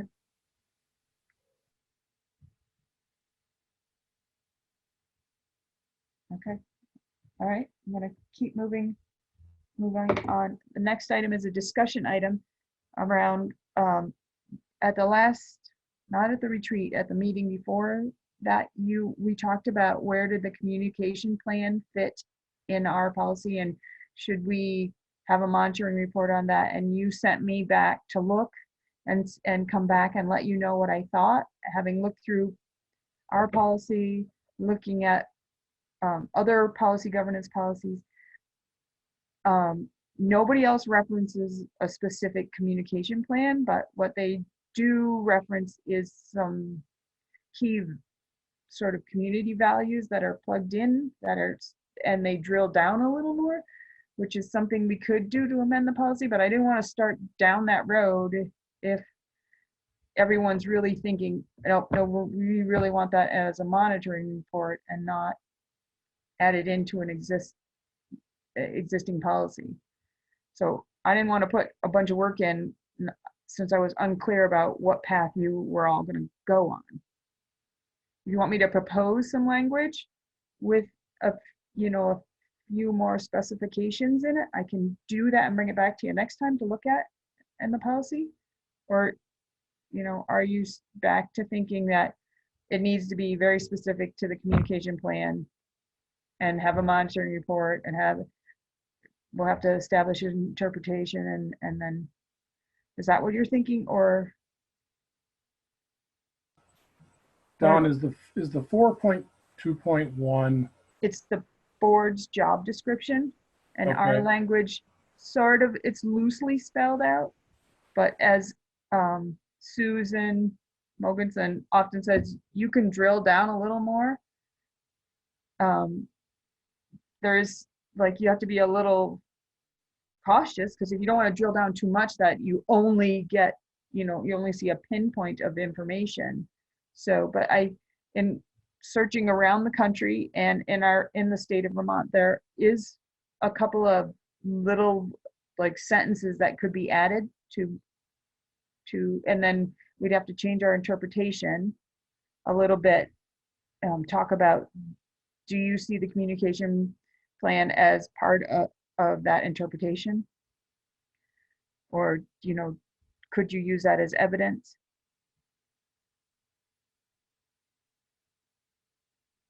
If you want me to put some ideas on paper and bring them back and show you, I'll do that.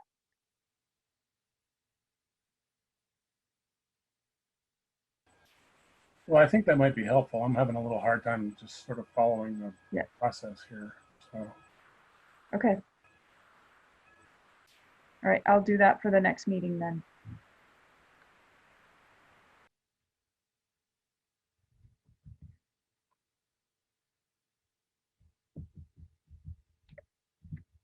Okay. And the next item is, I don't see any question. The next item is a discussion / action item around a board statement regarding racial equity.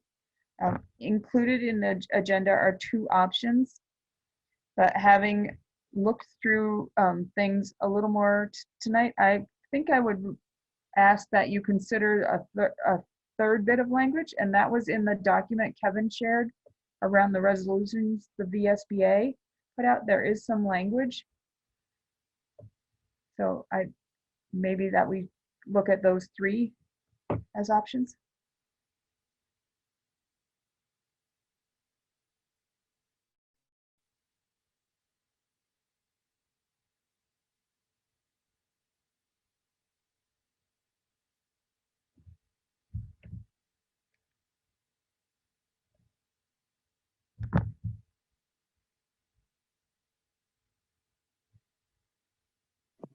Don, where is that? I'm trying to, sorry, I missed where that could be. So Kevin sent out an email. Let me see. It's called August Highlights, I think he called it.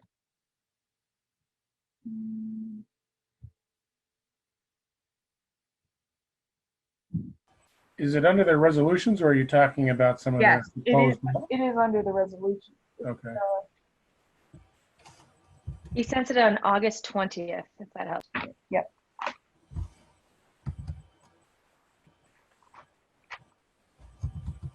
And it was the equity and anti-racism resolution.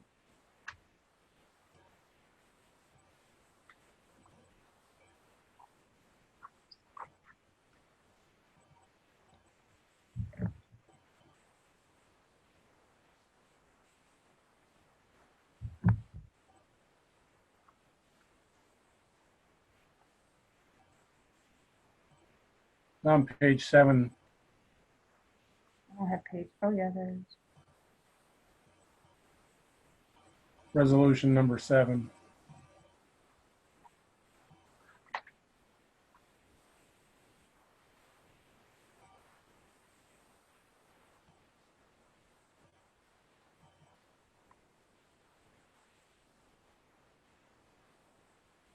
It has some fairly specific references to action that the VSBA should take. Right. Which obviously we wouldn't adopt.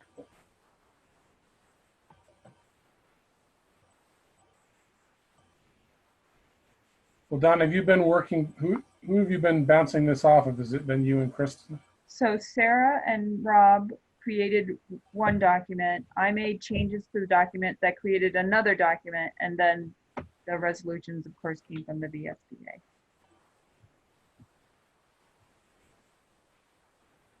Well, does the ad hoc committee want to continue making another round of revisions and propose something for next meeting, or? Has everyone had an opportunity to read both the original draft and the edited draft? I read the original. I just saw that there was a revised one in the agenda. And somebody sort of talk through what the differences are?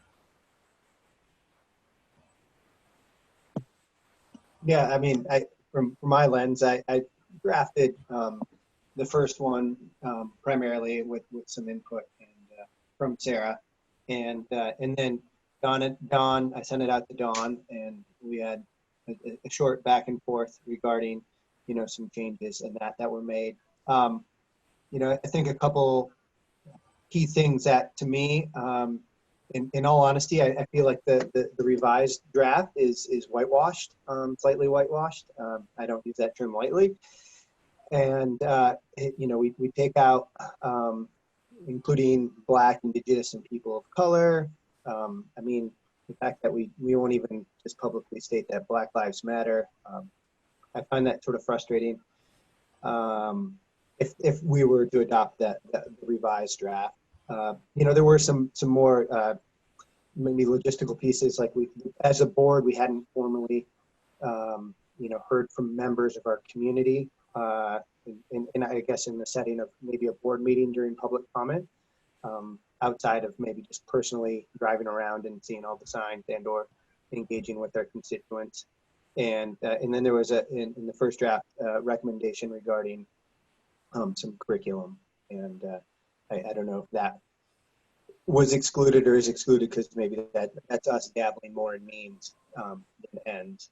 But so that was, I mean, that's how I saw the first version, the re-edited version. I still haven't had a chance to read the VSBA's language yet, and so that's what I have, Steve. Thank you.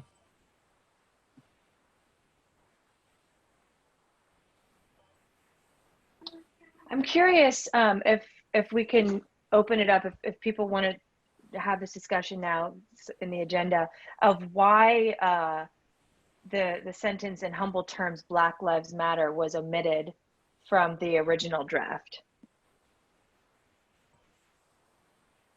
From the revised draft, you mean?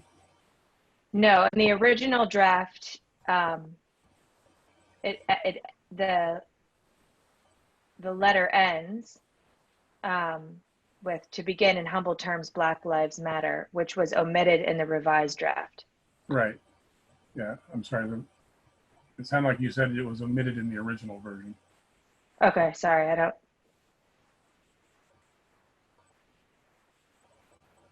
I was wondering that same thing. I didn't put it in the second one because the board had not made any statement regarding Black Lives Matter. And just as the board had not received any comment in public session, which is the only time when we act as a board is in public session. So if the board did not, I went back and listened to the tape that we talked about systematic racism and injustice, but the board did not give any, they said write it, but they didn't give any, they didn't say anything about those specific things. Annie. But the other thing that I noticed was just comparing the two side by side. In the very first paragraph of the original document, we say that the global pain and grief and unrest catalyzed from the tragic and unjust death of George Floyd and countless other Black Americans has made the MAUSD school board reflect on how we are complicit in the continuation of systemic racism that is found within our educational system. And that was changed in the revision, and it simply says that it's made the MAUSD school board reflect on the current shortcomings toward equity in our school system. And I wondered if there was a specific reason that we took out the systemic racism piece, and maybe that's what Rob meant by the fact that it's whitewashed. I don't know. I'm just wondering.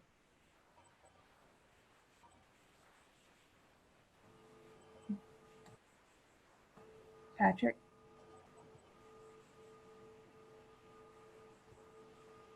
I'm trying to think about how to help foster a more productive conversation. I think it's less about what's in which one and what isn't in the other and who took what out. To me, it's a matter of, the question is, what's the statement this board wants to make? One is a much stronger, I don't know how else to describe it, but they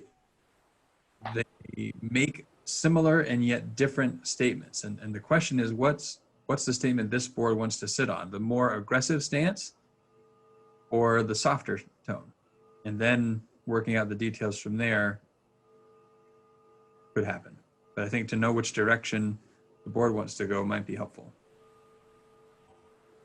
Kevin? I've been thinking about this since we last discussed moving forward or something, and not having read anything until just recently in preparation for tonight's meeting. But I think that we should, as a board, look at policy in the sense of what is right and what is just, and not necessarily go down a bunch of rabbit holes about us and them and that sort of thing. And then furthermore, I'm concerned a little bit that we end up supporting or infer support of an organization that we don't have any control over, and over the period of time they could change their philosophies radically, and we've got it pigeonholed in a policy or a statement somewhere. So my recommendation would be to stay at a policy level, if you will, and not get into a lot of the details of supporting or showing support for specific stances. Dave? So I think I would support the using, making a statement in the strongest possible terms. I think that I am a little sensitive to what Kevin is saying, in the sense that I think we should stay away from trigger words. There's a brouhaha going on in Bristol on Front Porch Forum on whether the leaders of the Black Lives Matter movement are Marxist or not. And it reminds me a little of Stokely Carmichael and Malcolm X when I was a young person, you know, of trying to blame the Black people for their own demise. You know, so I think we should stay away from trigger words that are going to incite controversy. But I don't want to whitewash it. I do want to make the statement in the strongest possible terms.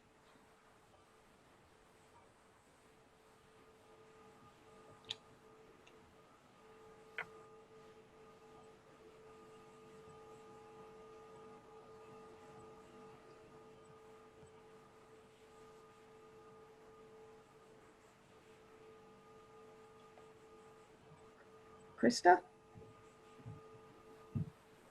I agree with Dave. I think that it's less about the organization. It's more about us specifically saying that this relates to people of color.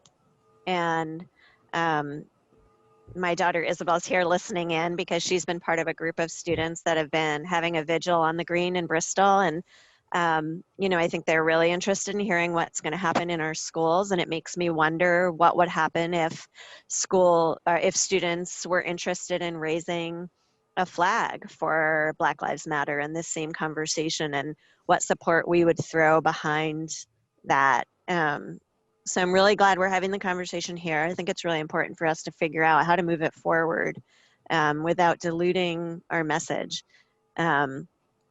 Equity for all students is of utmost importance in our district, but we're specifically in this moment deciding whether we want to make a statement about racism against people who are Black and brown and indigenous. Caleb? Yeah, I like the original statement. I don't really like the revised statement. And I just want to be careful to not, you know, Black Lives Matter may be an organization, but I think much more fundamentally it's an affirmation, and one that we need to make. That's not about, I don't think it's really about what you know, a specific organization might be doing or not doing. It's a really just core recognition of the humanity of a group that we know, if we look, has been on the receiving end of just centuries of injustice. So I think that to say Black Lives Matter is important. I support the statement that includes those words, and I don't have any misgivings about doing so.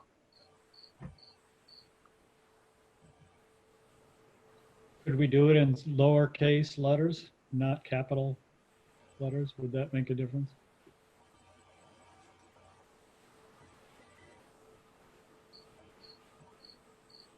I don't have an opinion on that. That seems less important to me, but I don't know. Maybe I'm wrong about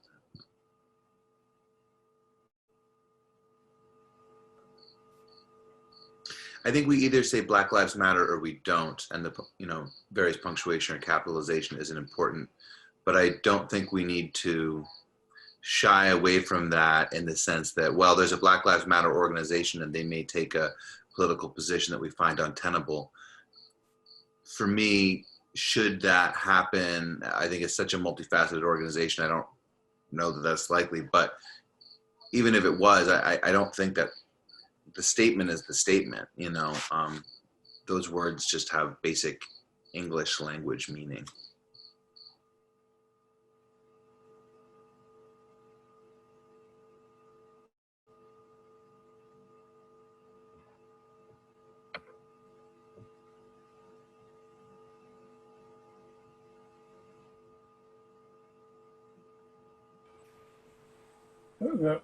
The sentence at the end, I don't disagree with keeping a reference to Black Lives Matter. I think, frankly, the whole point of having this statement, if it was for Black Lives Matter, we wouldn't be making this statement anyway. So I think they deserve all the recognition here.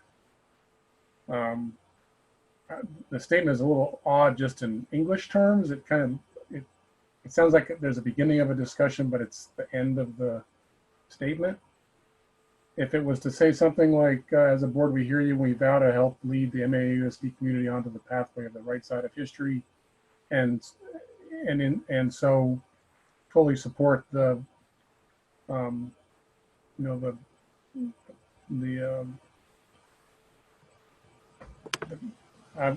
fighting for the word, the intent behind the Black Lives Matter movement or something, just sort of finish it in a more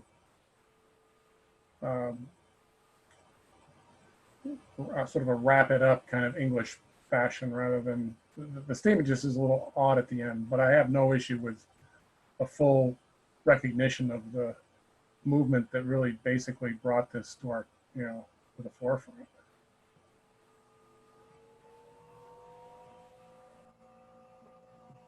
And Kevin, and Dave, I wasn't referencing the political action of the actual organization also in writing that. It's more of the sentiment, as Caleb spoke to and others have spoke to, just so you understand that too. Yeah, and I'm just saying that's the only thing about it that I have a hard time with is just it's just the way that it ends. That's all. So, and that's just a grammatical thing more than anything.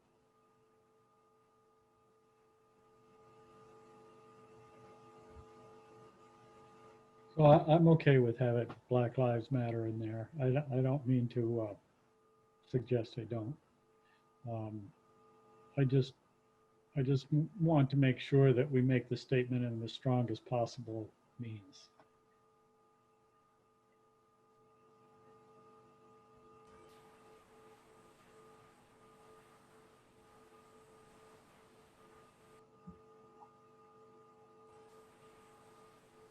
Rob, I might throw out I have to think about this a little bit more, but I might throw out an ending just for you to think about.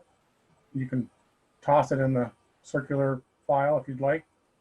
But I have to think about it a little bit more. So how do we move forward with this?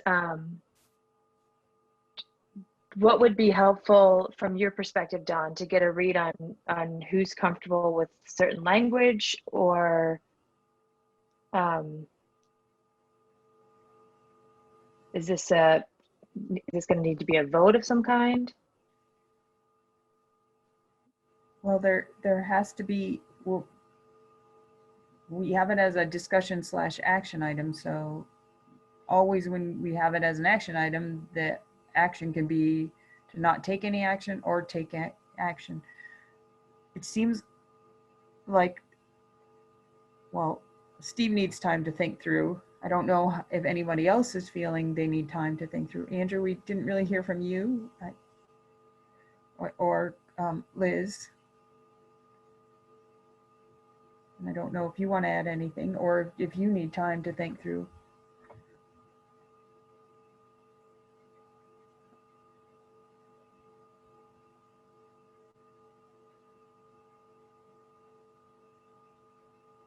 So what we could do is allow time for people to send comments and sort of go back and see what the comments are and make adjustments. Bring it back next time, or Steve? Yeah, I don't think one more round of reflection is going to hurt anything here. So you'll have to tell me what you want to do. Do you want to have it go another round at it and bring it back next time? We can just table it for the next meeting, can't we? Yep, you can. You just make a motion to table it till the next meeting. That's my motion. Okay. Is there a second?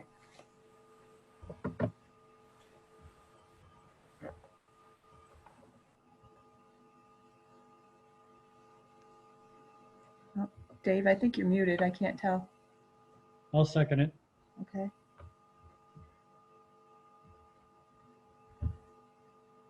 Any further discussion? Sarah? I just want to say that, I see us coming together, and it's good to have this discussion. It is a little disheartening that, that this conversation has been ever present in our country for months now. And we still need to toss it around. I mean, I understand we want to get the wording right, and I respect the process, but it's a little disheartening that that we're going to just sit on it again for another month as if it weren't. I think it's of utmost importance to send a message to our community of where this board is, especially in this time, especially given our conversations that we've been having tonight about the importance of this body as the informed body that was representing our owners. So I just need to say that. Annie? Yep, you're muted. I just want to say that I agree with Sarah 100%, and it's exactly what I was thinking. I just didn't know how to say it. But I am 100% on the same page. I really hate the idea of tabling it for another month, because I feel like it's just too important that we need to get it out there. Hannah, do you have your hand up? Yeah, so this is like from a student perspective, but can you guys hear me okay? Can now, Okay, yes. cool.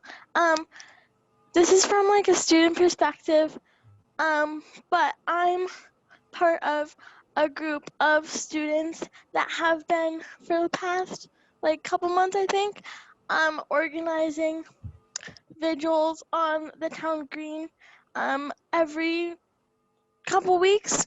And one of the things we talked about while planning this was like stuff that we wanted to see in Mount Abe's curriculum, like in regards to like racial stuff.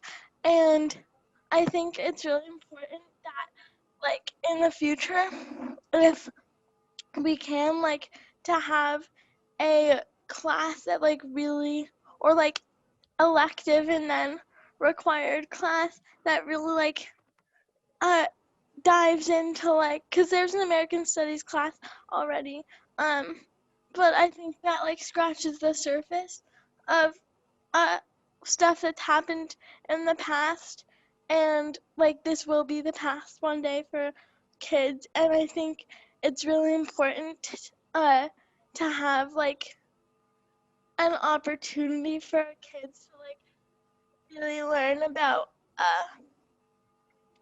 the like racial inequality that has happened in our country for a while. I also think like that it would be nice to like integrate more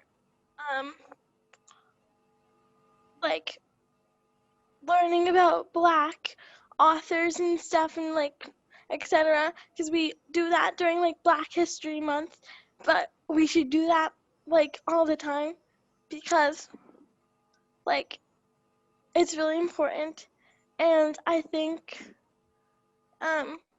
like especially when we go back to school, like it's not and I've been telling this to like my peers and friends, like it's not gonna go away. So I think when we go back to school, like it's really important that we like talk about it, and like the teachers talk about it with their classes, because it's a really important thing that happened and is happening, and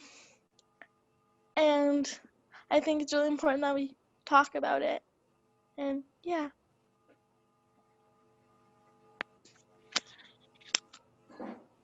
Thank you, Hannah.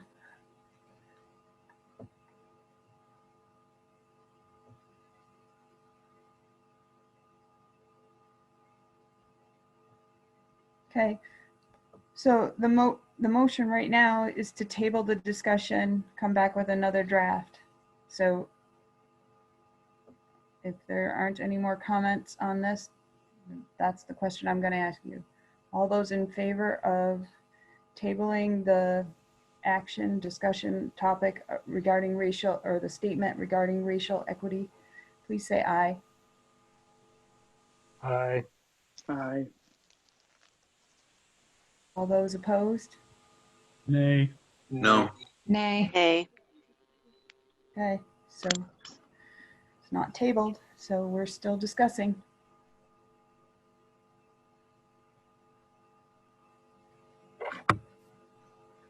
I move we go with the first draft of the letter.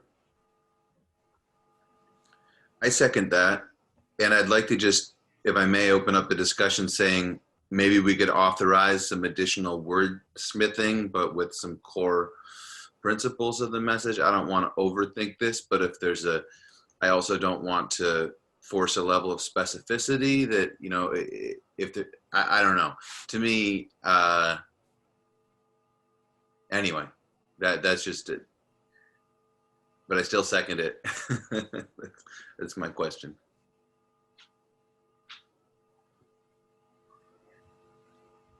Any other comments?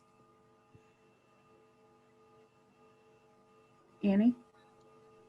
I would agree with that. I feel like we should go with the first one, but can we make a few changes to it? Keeping the basis of the first one, the majority of the first one, but can we make a few changes? Okay. Rob? Yeah, you know, I'll gladly take anyone's feedback and add it in and compile it. And yeah, and I also agree. We shouldn't wait another month. I mean, this has been 2 months now, and like feeling like we're getting feedback when we're writing. I don't know. So, Steve? Yeah, so I mean, the only reason I was talking about tabling it was simply to give people time to give somebody feedback, and then we can't really do anything with it until we meet again, right? It's just a procedural thing. It's not really putting it off for any emotional reason. It's just, how do we execute changes to the document? Do we just send them to Rob and he issues it as a public statement without the board acting on it the second time? I mean, that's really just all it's about. Dave? What about having a special meeting 1 week from tonight for the sole purpose? The only piece on the agenda will be to discuss this letter. We should be able to dispose of it in a half an hour. You know, this is important stuff. And I think we have a responsibility to get it right.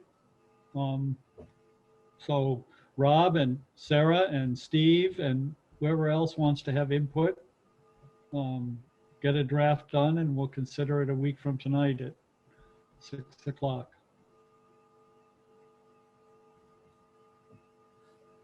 I think a week from tonight is a community engagement meeting as well. Yeah.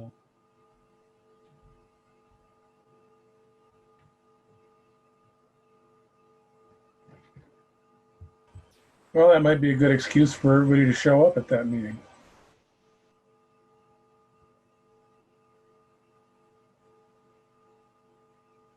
And that meeting is scheduled for 7 o'clock.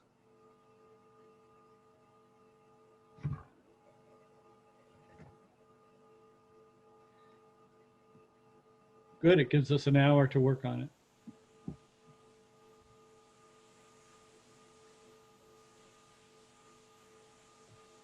So, Sarah LaPearl? Is it mostly just the last line that like really what I'm just, from what I've been listening to, it seems like a lot of it comes down to the last line. Well, and there is that sentence about we've heard from community members that really we haven't heard from community members the only time we act as a board. So that could raise some concern if people go back and look and say, nobody ever said anything at a meeting. What are they talking about?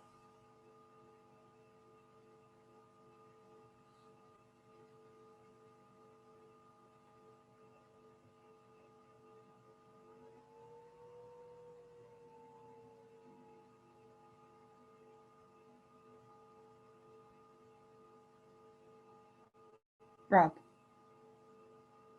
As far as the timeline, I can, if people get stuff to me sooner than later, I have plenty of time between now and next Tuesday during my daughter's naps to fill in the edits or the omissions or whatever needs to happen. So according to our process, though, we got to run it through me so that there isn't some sort of action on the backside happening where things are happening around. So if people send me the feedback, I will send it directly to Rob.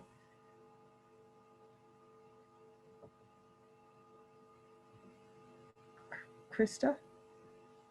Just a logistical question. So are we saying, and I might prefer actually, like that we would meet maybe at 6:30 and the community engagement committee would meet at 7 or something like that? This is a super important conversation, and I know the community engagement conversation will take some time, so I want to make sure that we don't get squeezed on both ends. Will that work for people, or do you think you need longer?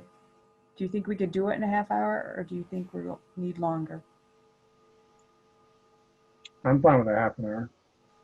I'm seeing some thumbs up. Okay. Yeah, I think we're close to there. And as a point of order, we've got a motion on the table right now to approve the original version, correct? Correct.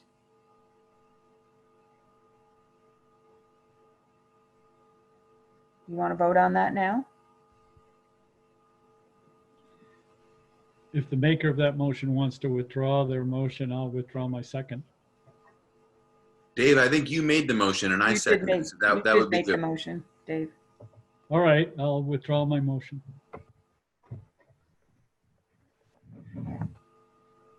So I think where we landed is if board members have feedback, they're going to send it to me and I'm going to send it to Rob. We will meet 1 week from tonight before the community engagement meeting at 6:30 with a final draft to approve.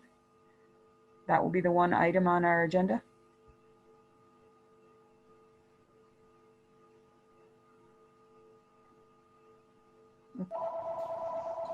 So moved. So that was Steve.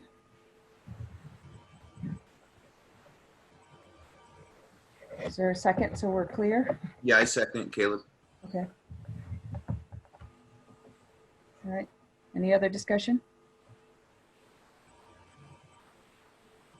All those in favor of giving it one more round, sending feedback to me that I will forward on to Rob, and meeting again in 1 week at 6:30 to go over the final draft, please say aye. Aye. Aye. Aye. Aye.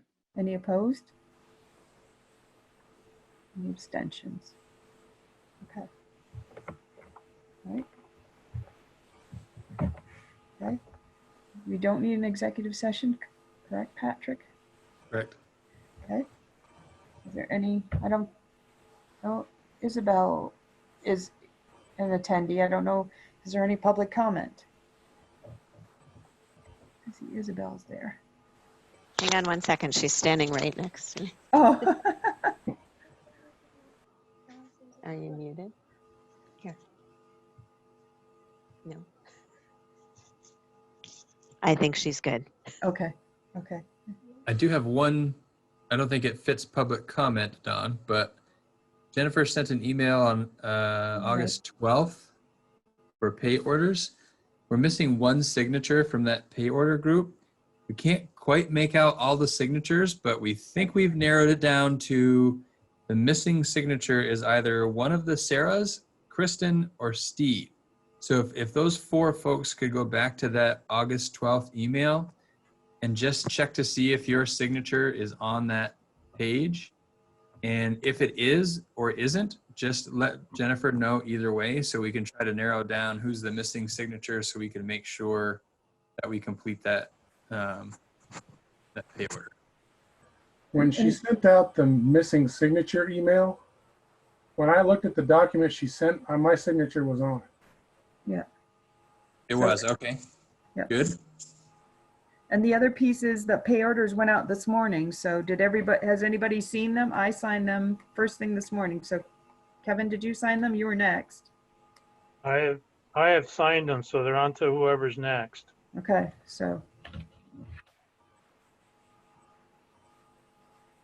Do you know the They made it to me and I sent them along to you today. Okay. I may have a oh, I don't know if she's updated that one. Let me see if I can see where they are. You know, is it the fact that there's not a printed name under the signature line that makes it difficult to know who the signature is? Yeah, it just says board member 1, board member 2, board member 3. Oh, that's because some of us hand signed it. Correct. It's the hand signatures that we can't make out. The other ones show up as typed names. We're good with those. Mine are on there. I'm number 10. Yeah, I think it's me, people. Sorry. And my intent was not to call anybody out tonight. I just wanted It's me. to put down. So I just got it in my email. I'll take care of it. Okay. So Sarah, you're thinking you were the prior signature that was missing, which is great. Yeah, I mean, I'm pretty illegible, but I don't see that. I don't see my signature. Okay. And just work with Jennifer with any support you need to get that done and get it to her. Thank you. Okay. So the next round, I can't tell. Liz said you signed them today and she doesn't have it marked off yet. So it's going. So just keep checking your inbox and your junk mail or spam. I don't know where it ends up.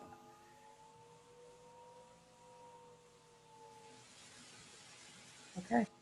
Like I said, it just arrived in my email box at 5:30. Okay.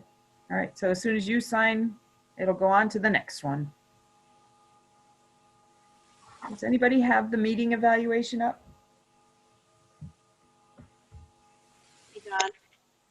Yes. I'm sorry. Can I just hand this to Isabel for a minute? She did feel like she wanted to say one thing. Sorry, I'm going to hand the whole thing over. Hang on.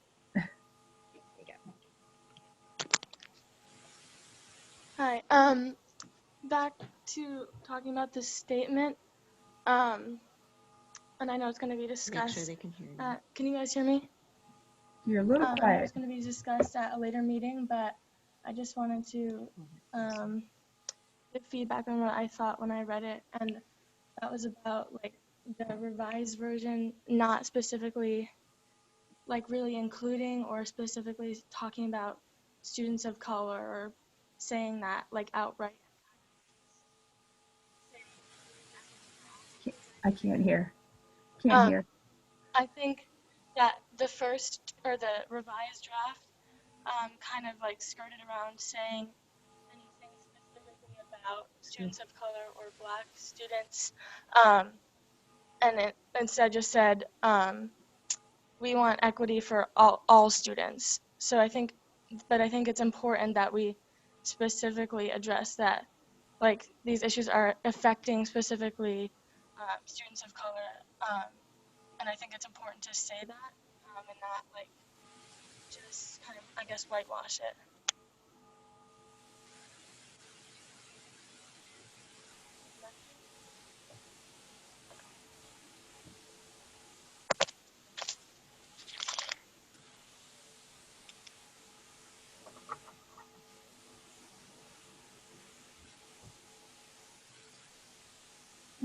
thank you. Did somebody have up the meeting evaluation? I have it open. Thank you, Andrew.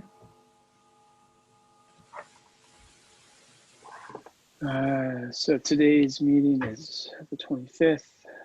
Andrew, level of engagement of all board members, high or low? Aye. So far, as well. High? One person says high. Hi. Okay, two people say high. I talk, Hello. Hi. I talk too much, so I can't really vote. Okay. Ditto. You can't What see was us. was the agenda followed? Yes or Yes. no? Any comments about that?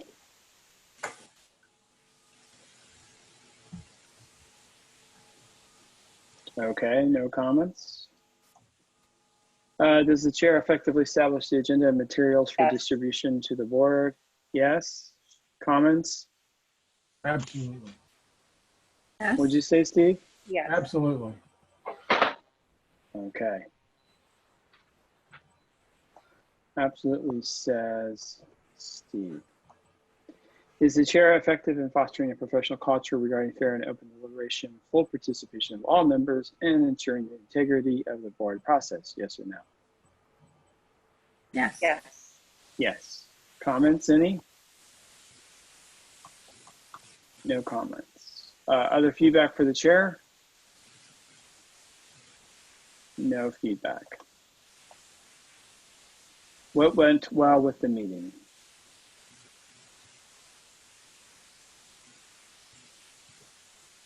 No comments. What suggestions do you have for ways to improve future meetings?